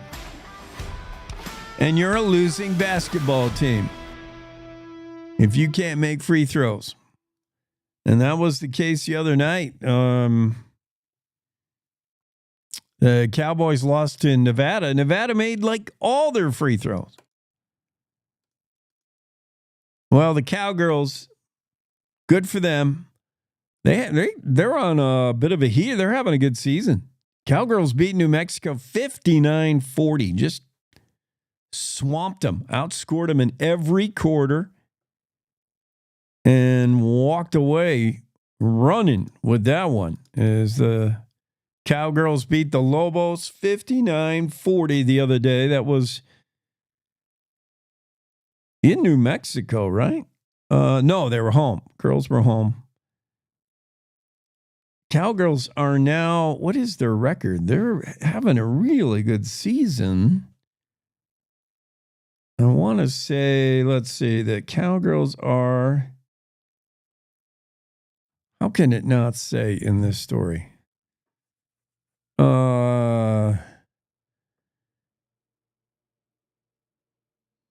I cannot find their record. Dang it. Well, I know it's good. It's good in the Mountain West, and it's good overall. Allison Fertig had a good game. Good for her. Yeah, in the recap story, it does not say their records. Well, that's disappointing. Maybe somebody knows. Somebody text me. 307-999-TALK. 307-999-TALK. Here's our number right there. You can text that anytime. Tell me what you want to tell me. Set me straight, whatever you want to do. You can also jump on the Facebook Live where we're on. Back on Facebook Live. That's good news. And you can make a comment there. What's the Cowgirls record? I guess I could Google it. Ash writes on Facebook Live, what's this podcast about? Good question. With no real answer, Ash. I don't know. What is it about? Want to know more? Well, keep listening, keep watching, and maybe that'll become clear. Maybe not. What's this podcast about? Existential questions like that I can't answer. I can't even answer what the Cowgirl record is. What's the Cowgirls record? Anybody know? Text me at 307-999-TALK. That's 999-8255. I'm going to get on. You're forcing me to get on the Googler. Wyoming Cowgirls basketball record. The girls are 12-4 in conference, 18-10 overall. There you go. On a 2-game win streak. Good job, ladies. Still not as good as UNLV. They lead the pack, 15-1 in conference. Colorado State's 12-4 in conference, but Wyoming right there, tied for second in conference, 12-4 conference record, 18-10 overall, and on a 2-game win streak. When do we play UNLV? That's the game I'm going to circle. Let's knock them off while we're at it. Speaking of texting, the out-of-state group is texting residents in order to influence the Wyoming legislature. Texas-based American Action Fund has been caught. I don't know if I'll say caught. There's nothing illegal about it or anything. Leo Wilson has the story in the Cowboy State Daily. Texas-based American Action Fund has been sending out a large number of text messages and mailers to Wyoming residents. The messages urge people to put pressure on legislators on certain bills like school choice. That was one that this Texas-based group was all for, and they urged people to urge their lawmakers to pass that particular bill concerning freedom of choice in your schools. Leo Wilson said some folks are also receiving texts regarding other issues in the legislative session and bills in the legislature. And they include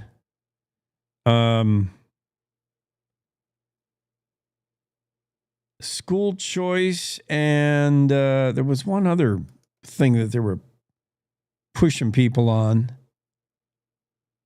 American Action Fund did not respond to numerous requests for comment from the Cowboy State Daily. It does not appear the group has any lobbyists based in Wyoming, or they are in fact in person attending any of the sessions, but they have been sending texts. The American Action Fund is a branch of the Austin-based Young Americans for Liberty, a conservative libertarian group. They've been sending a high quantity of text messages and mailers. I have not received any text message, but I probably wouldn't. I'm not a registered voter, and I don't often get these things anyway. Out in the middle of nowhere.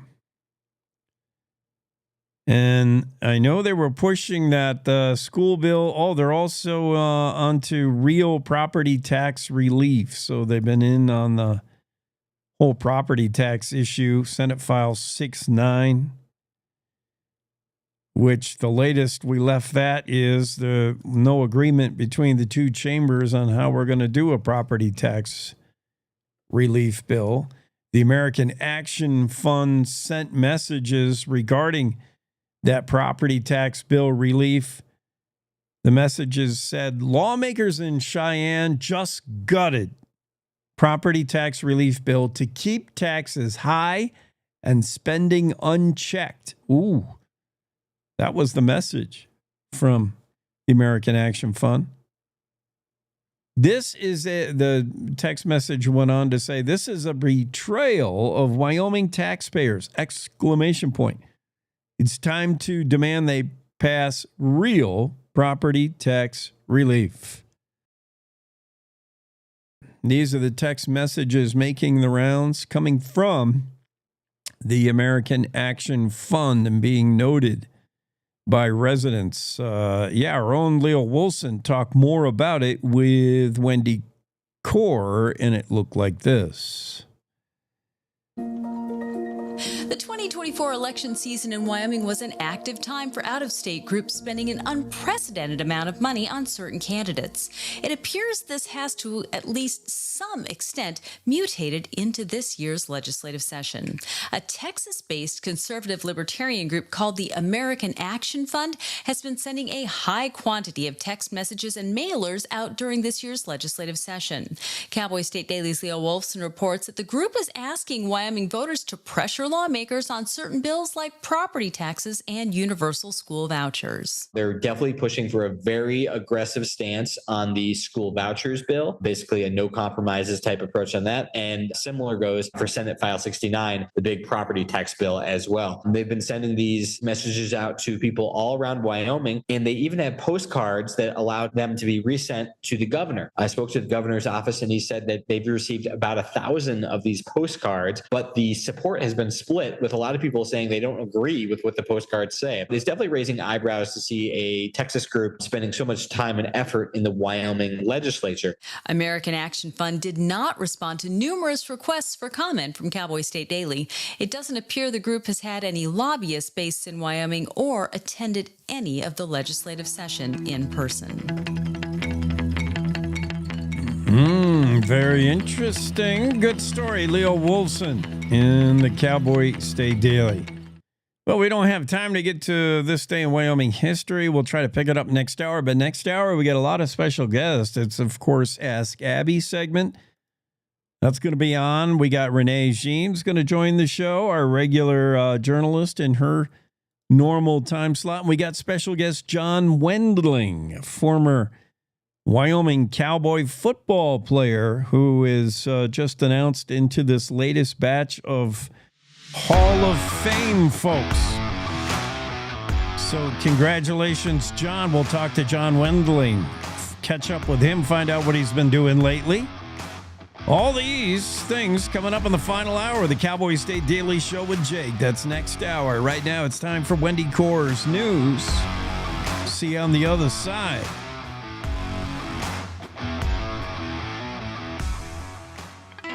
It's time to take a look at what's happening around Wyoming for Thursday, February 27th. From the Cowboy State Daily Newsroom, I'm Wendy Core. A man accused of sending a bomb to his ex-wife's new boyfriend's house in Green River in 1982 has been caught in New Mexico after more than 40 years. The Sweetwater County Sheriff's Office says that 76-year-old Stephen Campbell was captured February 19th after a dramatic standoff with New Mexico and federal authorities. He'd been living under an identity he stole from a dead college classmate, according to Cowboy State Daily's Claire McFarland, who recounted the allegations around the bombing. It's her boyfriend's house. All the trappings to her indicate like, oh, this is my husband's writing. This is how my husband wraps things. And so you can imagine that her curiosity was piqued. And as she opens the latch, it just blows. He was caught right away and held on a surety bond and bonded out and vanished. And it's 3-4 years later, there's a court filing. It's addressing the bondsman like, I'm sorry to do this at Christmas time, but you got to give this up. Campbell appeared in federal court early Wednesday in New Mexico on a charge of fraud relating to using a stolen identity. If convicted on that charge, he faces up to 10 years in federal prison, then would be extradited to Wyoming to stand trial for the bombing. The 2024 election season in Wyoming was an active time for out-of-state groups spending an unprecedented amount of money on certain candidates. It appears this has, at least to some extent, mutated into this year's legislative session. A Texas-based conservative libertarian group called the American Action Fund has been sending a high quantity of text messages and mailers out during this year's legislative session. Cowboy State Daily's Leo Wolfson reports that the group is asking Wyoming voters to pressure lawmakers on certain bills like property taxes and universal school vouchers. They've been sending these messages out to people all around Wyoming, and they even have postcards that allowed them to be resent to the governor. I spoke to the governor's office, and he said that they've received about 1,000 of these postcards, but the support has been split, with a lot of people saying they don't agree with what the postcards say. It's definitely raising eyebrows to see a Texas group spending so much time and effort in the Wyoming legislature. American Action Fund did not respond to numerous requests for comment from Cowboy State Daily. It also doesn't appear the group has any lobbyists based in Wyoming or attending the legislative session in person. Word that U.S. Forest Service Chief Randy Moore is retiring in the midst of cuts to the agency's workforce was greeted with a "don't let the door hit ya" response by Wyoming's congressional delegation. Cowboy State Daily's Sean Berry spoke to Wyoming's delegates who expressed no remorse over Moore's departure. U.S. Senator John Barrasso, U.S. Senator Cynthia Lummis, and U.S. Rep. Harriet Hageman. They were basically indifferent to it, although Rep. Hageman in particular was happy to see him go. She pointed out that, in her view, he's mismanaged federal lands, and part of that has involved hiring with no plan in place for the long term. 8 national forests are located in whole or in part in Wyoming, totaling more than 9 million acres in the state. Bridger Teton, which is entirely within Wyoming's borders, is the 3rd largest national forest in the lower 48. I'll be back with more news right after this. Are you fabulous and 55? Are you ready to use your valuable time and talent to give back? Join Serve Wyoming through the AmeriCorps Seniors Retired and Senior Volunteer Program, or RSVP, and make a positive impact on your community. With a lifetime of skills and experiences, you're exactly what your community needs. Whether you're itching to lend a hand or your organization could use some extra support, we've got you covered. Call Sarah Roberts at Serve Wyoming at 307-234-3428 or RSVP at servewyoming.org. Cowboy State Daily has received a huge honor. The National Cowboy and Western Heritage Museum in Oklahoma City has selected The Roundup, our weekly podcast that focuses on interesting people in the Cowboy State, as the recipient of this year's Western Lifestyle Award. Known as the Oscars of the Western world, the awards, now in their 64th year, honor those who've made significant contributions in literature, music, television, and film who embody the spirit of Western culture and life.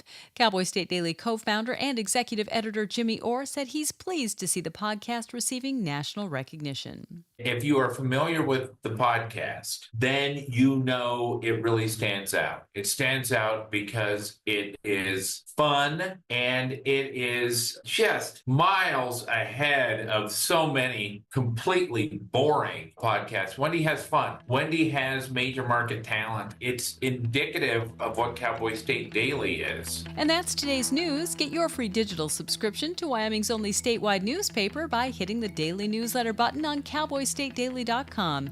I'm Wendy Corr for Cowboy State Daily. How do you know when you've made the right decision? It's the feeling you get in your gut. The one that tells you what's right or wrong. It's the one that says, sure, I can have a drink. Or the feeling that says, okay, I've been drinking. Now what? It's the voice inside you that says, I'm buzzed. Better leave the car when it's time to go. Plan ahead. Catch a sober ride. Buzz driving is drunk driving.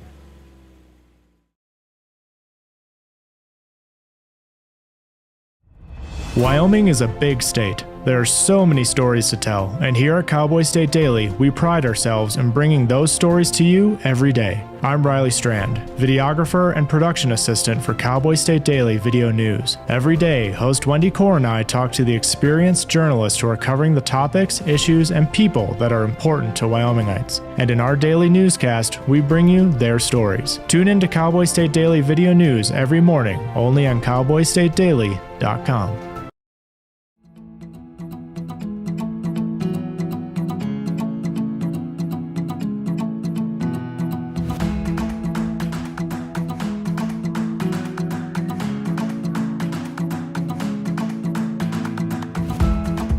Cowboy State Daily Show with Jay continues here in the final hour.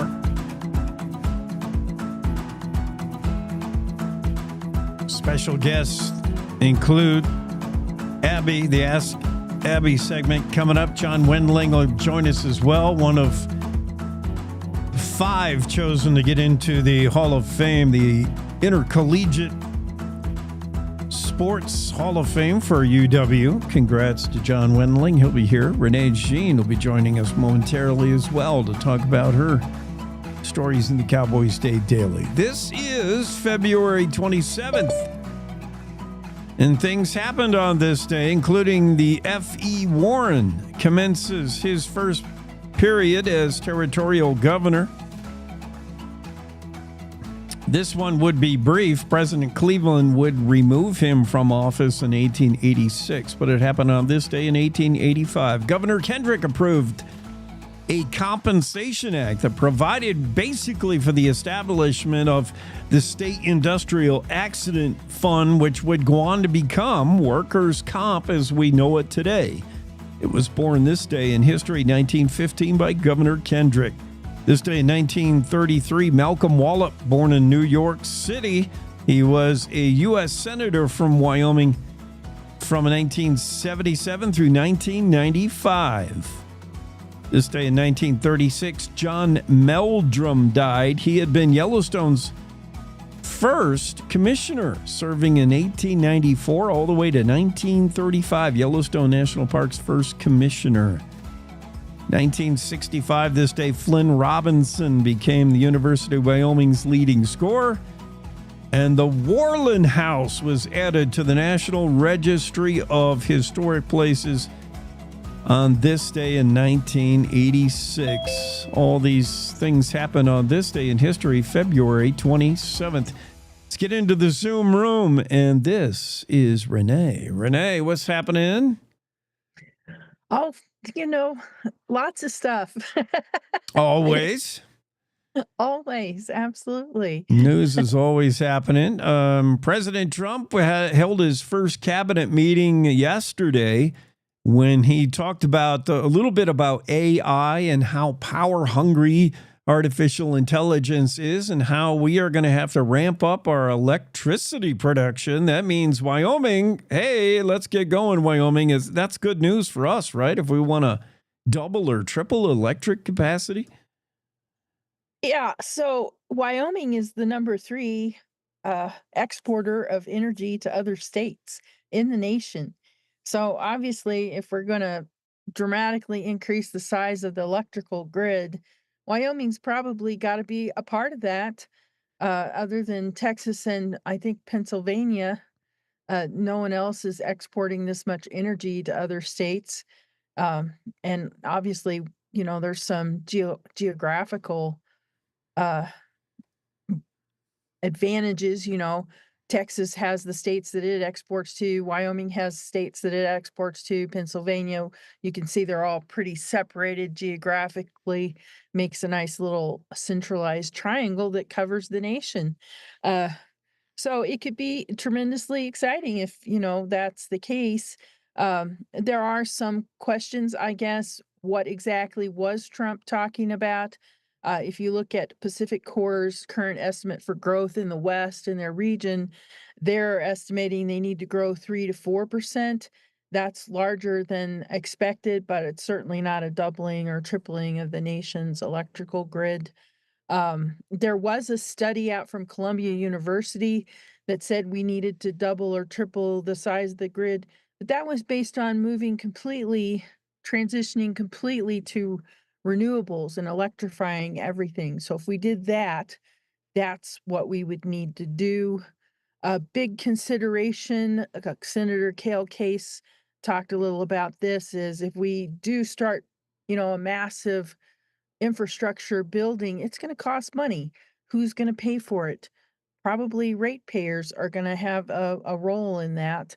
And as we saw last time with Rocky Mountain Power, building new transmission lines, building new energy infrastructure is very expensive. They wanted a 30% rate increase.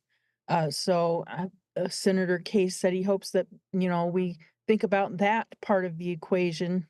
But overall, very interesting comments from President Trump. And Wyoming is ready. The congressional delegation, Rob Krieger with the Wyoming Energy Authority, Holly Krutka with the University of Wyoming School of Energy, all of them said Wyoming is ready and we have all kinds of energy to offer. So bring it on. Yeah, that was interesting. Maybe President Trump, I think he's sometimes given to some exaggeration, the doubling and tripling, but he does acknowledge the AI and really for the next 4 years anyway, it looks like electricity and energy production's got to ramp up. I was interested to learn about the 3 states. Makes sense in your story. Texas, we all know all the oil strikes they have in Texas. Pennsylvania's got a mix of oil and coal. And of course, Wyoming, we got it all. I mean, we got everything. If you want energy, we'll find it in Wyoming. So, absolutely. Yeah. Interesting. We also have rare earths. And I know rare earth, the whole rare earth scene, the industry, depressed prices because we continue to feel the effects of just the flooding of the market by China. But it won't be long here before rare earths are going to be a player in the market. In Wyoming just made a huge rare earth sort of discovery. What's with the Halleck Creek? What's going on there? Well, so Halleck Creek had already been reported as maybe one of the top 10 deposits in the world, one of the largest in America. But so they're reporting a 12.2% increase in that resource. But even more significant, I think, is that the grade of the ore is much better than they thought. And so that matters because, as you mentioned, China is flooding the market with these. That's reducing the price. It's making the break-even price point very low. So if you can't reach the right economics, you can't develop the mine because you can't get investors to put their money into it. So this improved grade of ore is very important to this project. It's speaking to the economic dynamics of this project and whether it's feasible to invest. Well, I'm bullish on this, and I know others in the industry are bullish on this. Wyoming Rare is among several rare earth companies in America that are getting ready to rare earth dig, and Wyoming's got some rare earths. What's a rare earth? Like amethyst? No. They all have such unpronounceable names. Right. Don't even. Neodymium, scandium, yttrium. There's about 17 of these elements that are called rare earths. Well, it's kind of a misnomer, Jake, because they're not really rare. They're all over. They're, actually pretty abundant. But at the time they were discovered, they weren't present in large quantities, small concentrations. And that led those researchers at that time to label them, quote, rare. As we've discovered more about where these things are located, they're actually not that rare, but they're still known as rare earths from those early discoveries. I think they're very interesting. They have so many different properties. Some of them are great magnets. That's the kind of rare earth. The magnet metals are what Wyoming Rare USA is after. They're at Halleck Creek. There's some that are, good for lasers. They're in all your computers, your cell phones, any technological gadget you can think of has got rare earths. It's not just about electric car batteries. Electric car batteries have kind of added an edge maybe to how much in demand these things are, but even without car batteries, we need them. We need a lot of them. Our military applications need them. And so that is why they have been designated critical elements by both Republican and Democratic administrations. There's rare bipartisan agreement here that rare earths are extremely important to our national security. I know for me, I've been trying to get more scandium into my diet. I believe it improves vision. Actually, let's see. When we last left you with the post office saga, we had the A grade Postmaster General Louis DeJoy deciding he's going to step down. We had Wyoming excited that perhaps there's going to be a little bit of a reversal in this delivering for America, at least the part where we ship out our mail out of state only to ship it right back in. Maybe that's going to change. And you said, hold on, I got something about Aladdin I'm going to disclose. So weird. When you rub the town of Aladdin, Wyoming, a genie appears and the post office disappears. So what happened with this old post office? It was 1898. Yeah, so in 127 years, we've had a post office here in Aladdin. Of course, the town of Aladdin started as a coal town. It was Northeast Wyoming's first coal mine. They built a short line railroad into there from South Dakota to ship coal down to Deadwood and one other, I can't remember the other town, but there was a couple of them where gold had been discovered. So the coal was used to help smelt the gold, right? Of course, in 1942, the mines closed. Aladdin had been dwindling away ever since. Ironically, recently, they've started to grow, like 50 people have bought ranchettes there and moved into the area. So it's starting to, resurge as the Black Hills becomes popular. And right about that time, they have lost their post office. So it's sad. But what happened here, Jake, is that Trent Tope grew up in Aladdin, shopped at the Aladdin General Store, decided to buy it because he wanted to preserve it, keep it going. And when he completed his ownership of that, when he paid off his purchase in April and the ownership transferred, the post office said, hey, wait a minute.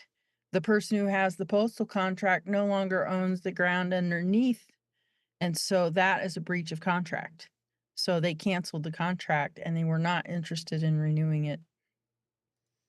And he's had talks with a rep from the post office out of Denver, and they said, it's just not financially worth it. You don't generate any kind of money of what it costs us to have a post office there. It just doesn't work, and they're not interested in talking about it at all. Yeah. Is anything going to be terribly missed other than the history? I mean, was Aladdin really having letters going out, coming in to any great degree? I think what we see here is kind of a slow motion dismantling of this post office. They took away the ability for that post office to weigh irregular packages. So they couldn't handle those for customers anymore. Customers had to go to Hewlett. They set up mail routes out of Hewlett so that the mail went to Aladdin, got sorted in Aladdin, got picked up in Aladdin and sent out, but it was on a Hewlett postal route. So, I think you just see these steps all along the way that kind of make it easier and easier to cut the cord. And finally, you have the triggering event, breach of contract. It's pretty easy at that point to say, oh, hey, your mail will get faster if we just cut Aladdin out of the picture. And I think that's pretty par for the course for a lot of small rural towns. I had a conversation with Andrea Wood about that. She is Ogden Driscoll's daughter there in the Hewlett area. And, they lost their post office in Carlisle. And the effect of that on the community, it's part of glue that helps hold communities together to have these gathering spaces, these places where people conduct business. And when that was lost, a piece of the community was lost. And so we talked about how, small towns are fighting to retain their identities in America because things are dissolving.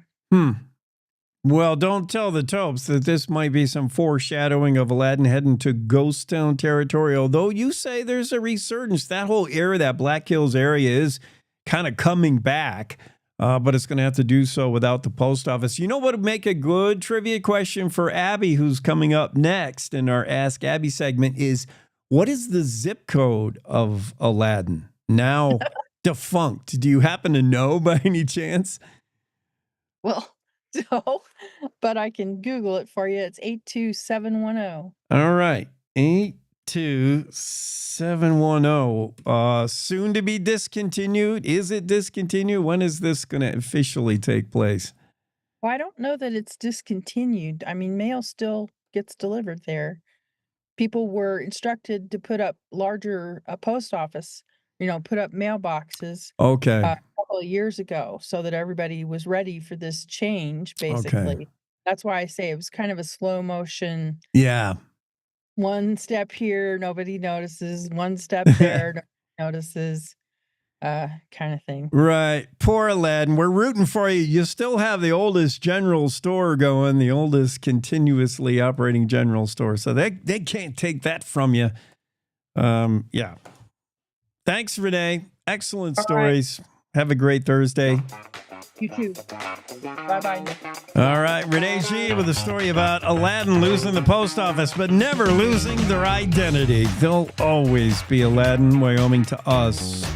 Ask Abby segment coming up next after these. Meet Norm. He lives with anxiety, but with the help of this latest innovation from Be Normal, he can be normal, just like everyone else. With the swipe of a finger, you can project happiness, confidence, machismo. Why settle for being real when you can be normal?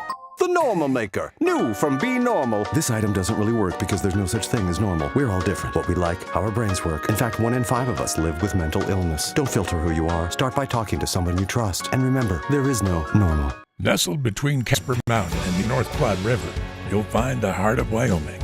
With a bustling downtown centered around our outdoor haven, Casper is for adventurers, freedom seekers, and rule breakers who find beauty off the beaten path. So if touchable history, a vibrant community, and uninterrupted outdoor recreation define your travel itinerary, allow us to welcome you to the one and only Casper, Wyoming. Plan your trip at visitcasper.com. No young person should ever have to worry about having a safe place to sleep at night, or a warm meal to eat, or whether anyone cares about them. But the reality is, 1 in 10 young adults will experience a form of homelessness this year. But the good news is, there's an organization making a big difference. Covenant House. For over 50 years, Covenant House has been helping youth in crisis and giving them the support and the tools they need to succeed in life. I have no words to express how Covenant House changed my life. They just really genuinely just wanted to help me succeed, and I'm succeeding. When youth who are experiencing homelessness have a hot meal, a safe place to sleep, and love, most of all love, they can overcome heartbreaking challenges, and their lives are transformed. Covenant House is changing the lives of young people in cities across America. To learn more, go to covenanthouse.org today. Thank you for caring. Love is a lesson that doesn't end. It knows no conditions, so you better buckle in. Love keeps you on your toes. It never stops, only grows. Love isn't easy. It's a commitment, especially when they're being their most resistant. Love is being prepared for the journey ahead. Love doesn't let any concerns go unsaid. Love is finding the right seat so you can take a breath. But remember, love isn't lax. It always double checks. Check that your kids are in the right seat at nhtsa.gov/the right seat. Love protects.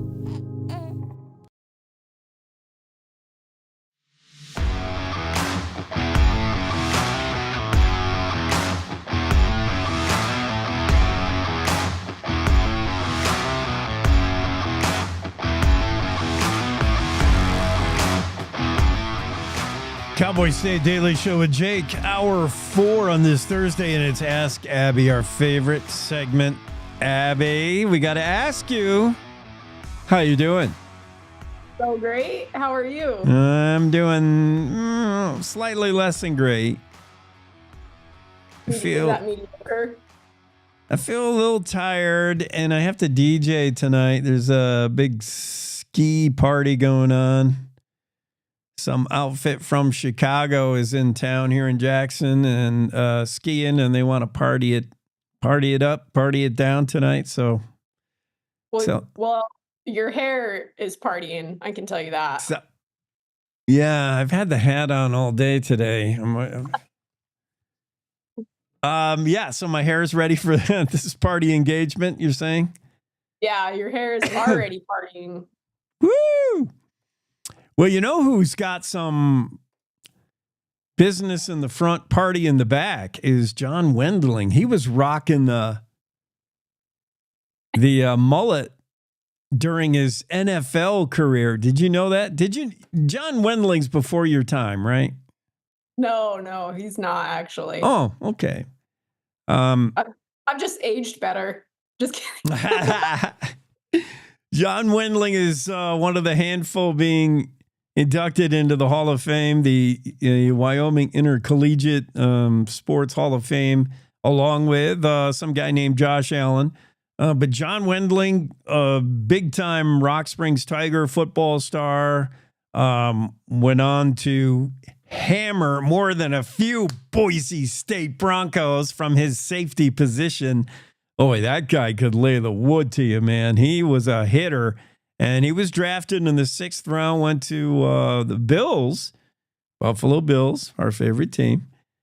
Played a little bit for them. And then by the time he got to Detroit, he went to the Lions, and his wife said, why don't you get a mullet?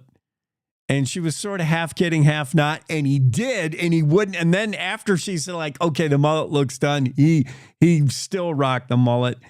And his teammates on the Lions called him Joe Dirt. And he did the mullet thing. We're going to talk about John Worland, see if he's still got the mullet. I don't think so. I don't think so. I'm not sure, though. All right, Abby. All right. Got your thinking cap on? This is an easy one if you were just listening to us talking to Renee. What's the Aladdin zip code? They just lost their post office. 82710. You are ready for that. Ain't nobody knows the zip code of Aladdin off the top of their head. Good for you. You are paying attention. I just happen to know, think that's why trivia is so great. You never know what I'll know. True. Oh, let me get to my... It's more like you never will know what I don't know. I didn't want to say that, but that is more what it's like. So, you're 1 for 1. What? Yes. Starbucks. You a fan or no, or take it or leave it? Starbucks? I like coffee. I'm not gonna get down on anyone, Yeah. I like coffee. And I do like Starbucks, but I mean, there's this really awesome place in Casper called the Copper Cup. Oh. And they can make a cup of coffee, man. They're good. I like to go local with the coffee shops, but yeah, Starbucks, they make some good coffee. What country did the first Starbucks open in outside of North America? Country? Europe. Oh my, that's wrong on so many levels.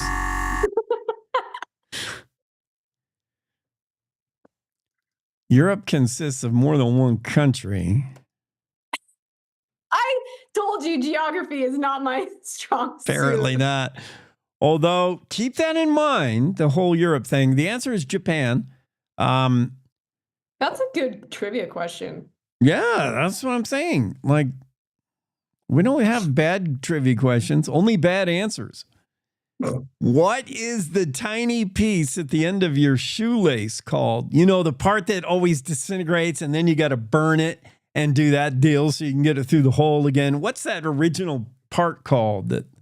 I know what this is called. Someone has told me this before, and I don't remember. What does it start with? Give me the first letter. It's not going to help because I'm this. No, seriously, I'm like the same way. I knew it once too, but then it fell out of your brain and it falls. When it falls out, it falls all the way out. I can tell you that. It starts with an A, but you're not going to come up with it. Okay, what is it? It's an aglet. Yeah, I knew that. Yeah. I mean, I didn't, but you're right. She gone. I know. I sort of knew that. She gone. I had to replace it with like some kind of baseball stat, So, but somebody's ERA had to take that slot. Okay, here's an easy one. You should get this. What company's slogan is "You're in good hands"? Oh, it's insurance. Allstate. Correct. Here's a tough one. It's interesting to learn the answer, but it's hard if I don't know who would know my wife might know because she teaches first grade and they teach this. Pocahontas was baptized and given what English name at that time?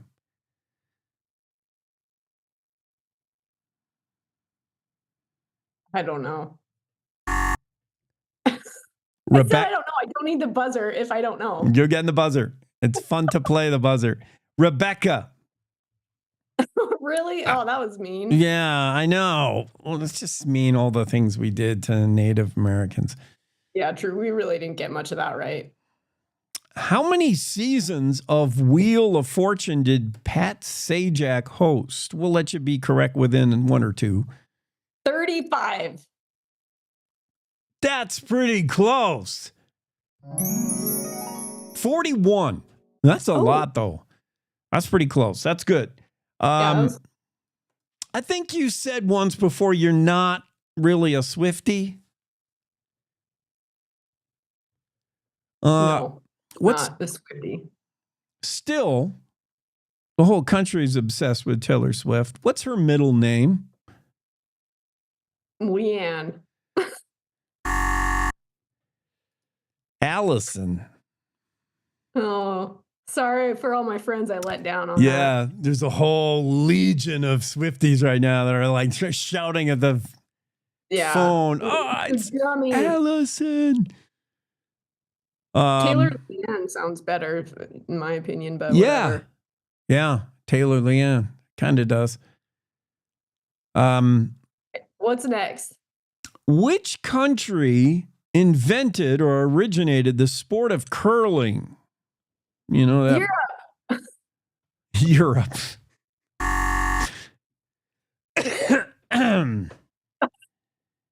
Curling. Curling's with the whole ice thing, right? When they Yeah. Probably somewhere cold, right? Somewhere cold, you would think. I'll tell you this. I immediately thought, oh, that's probably Canada, right? Because what do you got to do in Canada besides hockey and curling? Like, that's all they do. But it's not Canada. I'll give you this hint. Curling involves, when you kind of bowl that thing. Yeah. And then the guys sweep. Well, the guys that sweep and scrape, they got both their hands busy. But the dude that's doing the curling, he's got a hand free to drink his beer. There's your hint. Belgium? Perfect. Oh, come on. What country boozes it up like no other, allegedly? Ireland. Or the Scots. We'll accept, Ireland and Scotland. You and I couldn't tell the difference probably, but yeah. Scotland invented curling. Interesting. What's the tallest breed of dog? Oh, I can picture it in my head. They're those wolf ones, aren't they? I don't know. No. They're what you would think. Their name would indicate how big they are. And yeah. I'm thinking of like that English wolfhound. Is that a dog? Is that what I'm thinking? Yeah, I know. Yeah, I think that is a dog. I know what you're talking about, but it's not the answer. No, a dog is not tall. A corgi. Yeah. We'll give you a correct on that one just because it's fun. Yeah, you know what? Abby's answer, write this down. Abby's answer on February 27th to the question, what is the tallest breed of dog is? You know what dog's not tall? Only Abby would think to just change the question and baffle the trivia master. A Great Dane. Great Dane's the tallest. Really? Yeah. Okay, you're a fisher person. A fisher person. I like that. You don't necessarily fish in the ocean, but if you did, what is the fastest fish in the ocean? It can reach 68 miles an hour swimming. That's crazy. A tarpon? Kind of. We'll give you both. Sailfish, which they kind of look like the tarpon. They got that. Yeah, the sailfish swims at 68 miles an hour. That's stupid fast. That is very fast. On the animal theme, what's a rhinoceros's horn made of?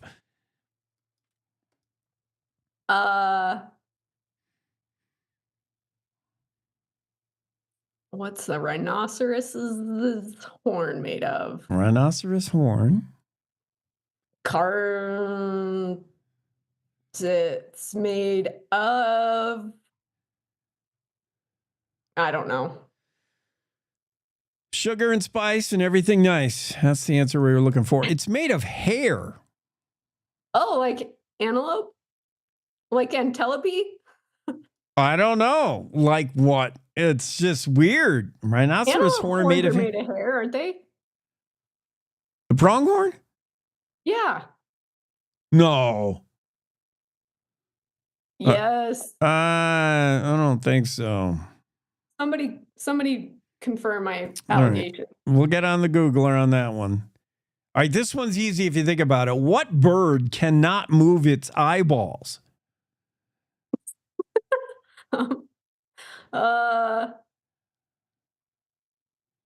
It's easy. You said it's easy if I think about it? Yeah, it's easy if you think about it. You'll never get side eye from this bird because he can't do it. Because if he wanted to look, yes, because when they look off to the side, they move their whole head goes around, like almost all the way around. Yeah. Speaking of owls, what's a group of owls called? We know a group of crows is called a murder. What's a group of owls called? A good time? Yes. No.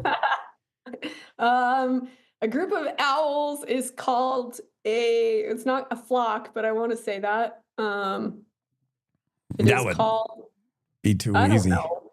You don't really see a group of owls. Well, actually, that's a lie. No, they kind of do. I've seen multiple owls together. I don't know. And you think about, the owl's supposed to be wise, supposed to be smart. So a group of owls is a parliament, of course. I would have never guessed that in a No. 1,000 lives. I know. That's why it's on trivia, because it's more fun when Abby's perplexed than when the light bulb goes on. Yeah.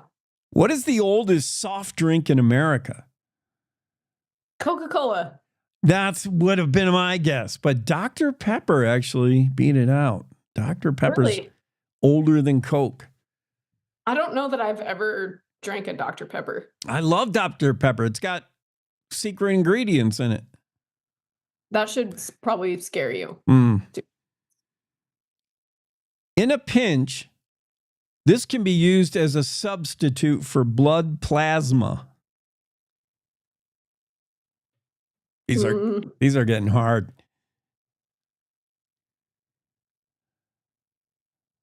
Oh, I probably should have learned this in college in all my biochemistry classes. I don't know.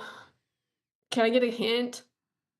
You have to climb a tree to get it on a tropical island. Coconut? Coconut water. Who knew? That's cool. I know. Thanksgiving Day, this state consumes more turkeys than any other state in the U.S. on Thanksgiving Day. Texas. The New other, York. no, The other what? the other big one. The other big state? Yeah,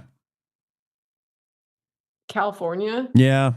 They eat a lot of turkeys in California. They have a lot of turkeys in California, but they eat a lot. Who gifted the state of liberty to the U.S.? What country? And do not say Europe. Paris?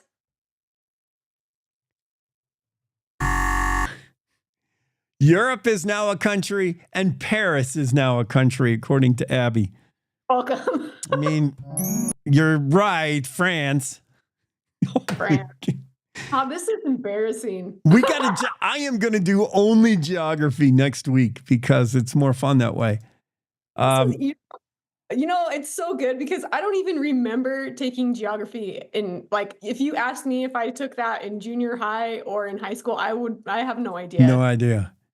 All we know is that whatever and whenever. Yeah. It's a guarantee I was not paying attention. Yeah. It's such a blind spot in your brain that I could come back and ask the same geography questions next week. You'd still get them wrong, probably, right? Yeah. Ugh, so sad. Okay, let's get off geography. Ever pick me to be on their trivia team? Too hard.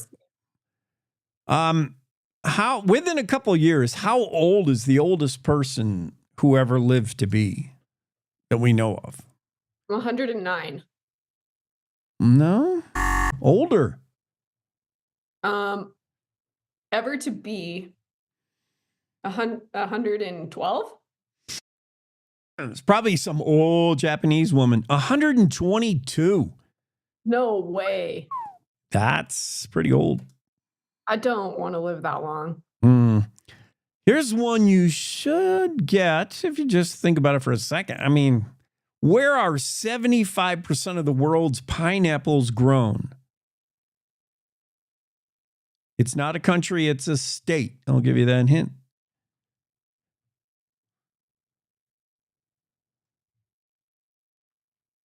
Florida?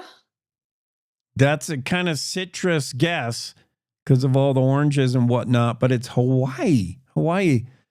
Oh, duh. 75% of it. Yeah, you forget about Hawaii because it's not attached. Yeah, that was dumb. I should have known that. Just a couple more left, Abby. You got to pick it up. What's the most common eye color in humans? Brown. Correct. Well, now you're on a That tear. would be the third one I've gotten right. Something like that. Ugh. Name a country, one of two, I think, that are listed in this trivia question, where tattoos are banned. No, I don't know the countries. Where would you not be allowed to get a tattoo?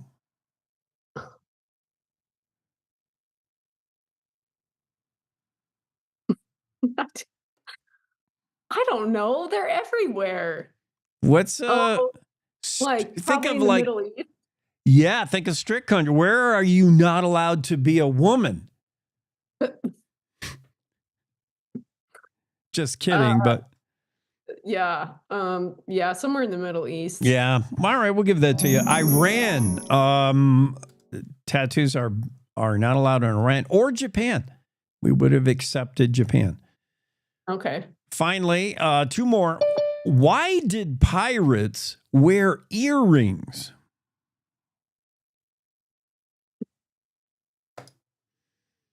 Is this a joke? This sounds like a joke, not a trivia question. No, there's probably a lot of jokes that could spin off it, but no. This is a weird one. It'd be hard to get. I don't know. They believed it improved eyesight. Wow. So many. Okay, within one or two or three or four, how many time zones are located in France, which is a country in Europe?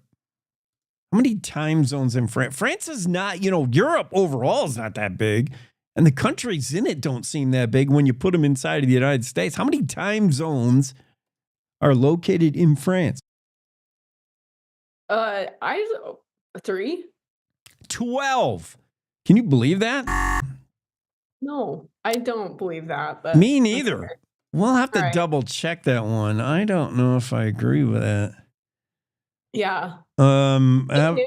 Fake news. Fake news. All right. Normally, I would like to continue to end on a high note, on a positive note, with you getting one right, but we got to get John Wendling in here. The safety waits for no one. It's a safety blitz. And when Wendling hits you, you're not going to want to feel that. Thanks, Abby. Bye. Have a great Thursday. See you next week. Ask Abby segment. Love it. Always fun. John Wendling next after this. Wyoming is a place of unlimited potential, a place that inspires us to dream. Since 2014, Wyo Lotto has given back over $180 million to our great state through transfers, winnings, commissions, and more. Dollars that have gone directly into your cities, towns, and counties.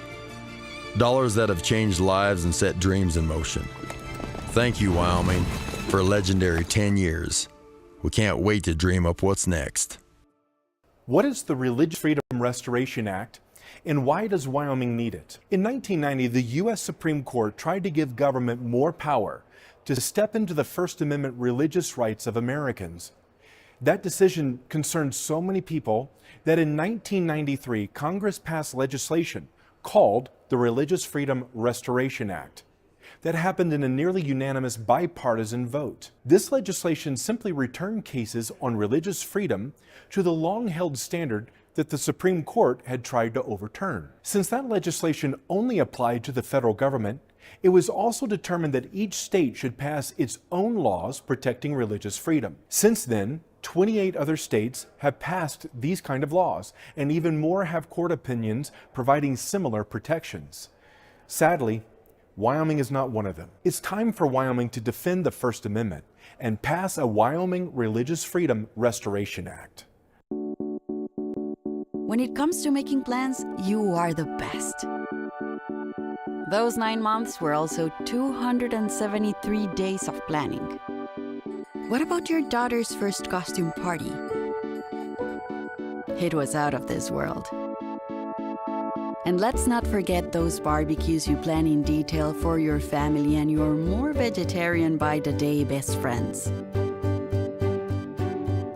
That surprise party for your parents' golden anniversary? You get the golden planning. The same way you plan each detail for those moments, start planning to protect you and your loved ones from a natural disaster. Sign up for local weather and emergency alerts. Prepare an emergency kit and make a family communications plan. Protecting your family is the best plan you can make. Year after year, we continue.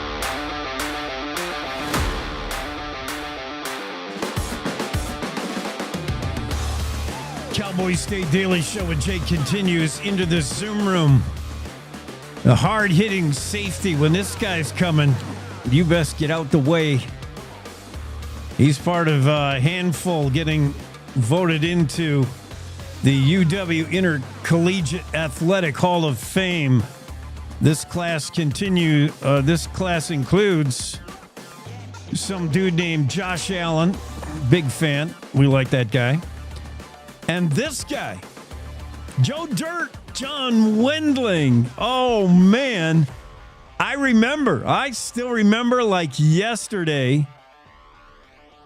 And you were, I think, on a team briefly with Casey Bramlett, who was also going to join you, heading to the Hall of Fame at UW. Casey, a great quarterback for the Pokes.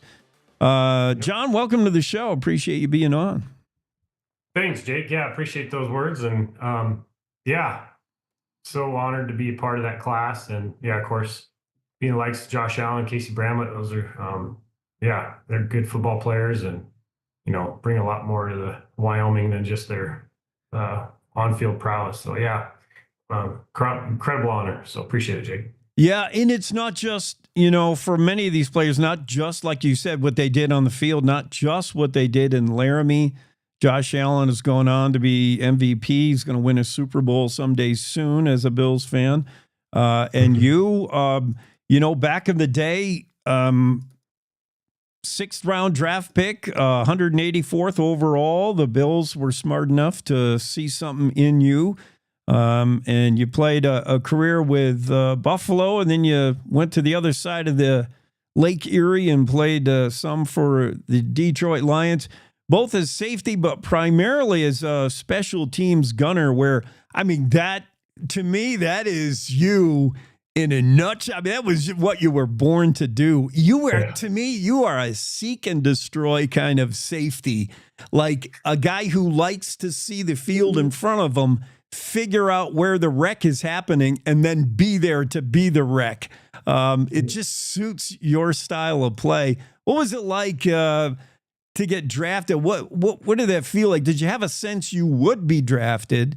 And, you know, back then, I don't know, we were all watching it live, but take us through what that was like to be drafted into the NFL. Oh, I mean, it was a wonderful opportunity. You're talking to a Wyoming kid. I was just thankful to be, you know, at the University of Wyoming, do my best there. I really didn't think the NFL was even going to be an option. I just was trying to be a good football player there until junior year, where we, you know, I had a good pro day, and all of a sudden agents start calling. I'm like, oh, wow, maybe this is going to be something. So, you know, I was so fortunate, so blessed to be able to do that, stay healthy, you know, but to be a part of that draft, go to the combine, you know, pre-combine training, like the experiences I got to have and be the guy that I was able to be around. I mean, it was an amazing experience, especially for a kid coming from Wyoming, Rock Springs, Wyoming. It just, yeah, still gives me goosebumps, thinking about some of those things I was able to experience, and draft included. I mean, always hope you go earlier, but just to get an opportunity like that, hey, that's all you need is the opportunity. And I was thankful for that. So Wyoming, Bills, yeah. Wyoming guy through and through, born in Cody, major fame in high school as a Tiger in Rock Springs, multi-sport guy. And then, the draft, I think what got you really noticed, they say, is during combines, your vertical leap. What made you such a good jumper being in Rock Springs, jumping out of the way of rattlesnakes? Like how can you jump? That was just a blessing from the good Lord. It was something I was able to do. And, half the reason I like basketball is just to flush it. And I wasn't a very good basketball player, could hardly shoot or whatever, but just could jump. And that, it's funny, that got me a lot of attention and notoriety just for my ability we did a hurdle jump in the weight room, and they posted, it was supposed to be just for recruits and kind of something for the weight room. And then it just, went into the combine, went everywhere. So one way to get your name out, it was that did help do that. So.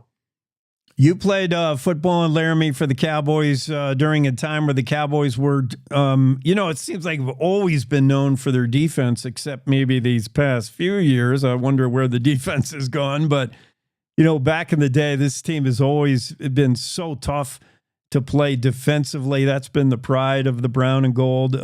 03, 04, 05, 06, that's the era you played in. And that was a stingy defense back in the day. What was it like to play back then for the Cowboys? And was that your dream? I mean, playing for Rock Springs, growing up in Wyoming, was that the target all along? Is I got to get to UW and be a Poke?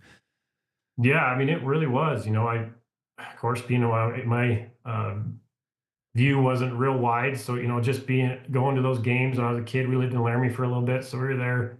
All the basketball, the football games, and it was always a dream. I bled brown and gold, so to be a part of that, and we had some success there, the Vegas Bowl, and some great games we played in, and just couldn't always put it together, but had some good seasons though, and great games, and talk about some good players to play with. I was very fortunate. And when you finally when you went pro, What was it like? What did you notice as far as being from the Mountain West Conference, as far as being from Wyoming? SEC, some of the big conferences, you go pro and your teammates are guys the guys you're playing against, the guys you played against in college. Wyoming, though, at that time, maybe a little more rare to see a Wyoming guy. What did it feel like in the locker room? What was it like to be a Wyoming guy in the NFL? It was tough at first, kind of, hey, do I belong here kind of thing. That was, changing that attitude. It's like, hey, I belong here. It was finally realizing, hey, I belong here. But man, I remember that after that rookie mini camp, and after draft, got into the first practice with all the vets, the speed of that game in a practice compared to a college atmosphere was amazing, and all of us were that way. It's like, wow, this is, they aren't messing around. And that was I think the biggest adjustment was, man, the speed of it. Just practice speed was faster than any game I remember being a part of, but it was, quite the experience. But can't say enough about it though. It was just more of that mentality that, hey, you belong here, and finally deciding that. His football career at the NFL level included a stint with the Bills, stint with the Lions, and now just retired into wheat farming, like every good Wyoming guy. What are you doing nowadays? I think you're in Cheyenne. Tell us about the WBC. What are you doing today? I gave up my farming gig after about 6 years and joined the state for doing grants and loans for economic development. So we've been doing that for about 5 years now, and I'm managing our loan side of things. So working mainly with businesses and helping them grow. And it's an economic development institution for Wyoming, the State Development Agency, and so it's an opportunity to help businesses, help Wyoming grow, and create jobs. been a wonderful job. I enjoy it. Meet all these people around our communities, all these businesses doing great things. So, it kind of took me a long way to get here, but I always joke with everybody. It was, my first office job at almost 40 years old, but it's been great. And I'm actually in Sheridan, Jake, now. So we just moved up to Sheridan about a year and a half ago. So really, there, yeah. So interesting. I have my wife and I have our sights set on Buffalo, so I might get up there to the Powder River area one of these days, and the Bighorns. Yeah, that sounds good. Sheridan, I like that. Okay, so September 5th, any chance you're going to make the big ceremony? Oh, yeah, I wouldn't miss it. Good. So, yeah, we'll be there. My boys are huge Josh Allen fans, so they're really holding out that he'll be there. But yeah, I said, well, he's got bigger fish to fry, so I don't know if he will. He might be a little bit busy still playing in the NFL. We'll see. But meanwhile, you represent, while you're there, have a talk with that Cowboys secondary. Let them know what where the bar is set. I mean, come on. Let's get back to that tradition of brown and gold Cowboys football. Well, congrats again, John, for the honor. That's huge to get into the UW Intercollegiate Sports Hall of Fame. UW, where you belong. Should have been earlier. What have they been doing all this time? But yeah. Hey, I'll take it. Anytime's great. It's just a great honor. So I appreciate you having me, Jake. Yeah. Thank you for being on, man. Don't be a stranger. Appreciate you being on the show. John Wendling, one of the greatest safeties to ever play the game in Laradice. And then later, 6th round draft pick, went to the NFL, did a stint with Buffalo and Detroit. Great to have him on the show. It's going to wrap it up for us here in the Cowboy State Daily Show with Jake. We're out of time. We gotta bounce. We'll see you again tomorrow, same time, Friday edition of the Cowboy State Daily Show. Until then, y'all have a great Thursday. God bless.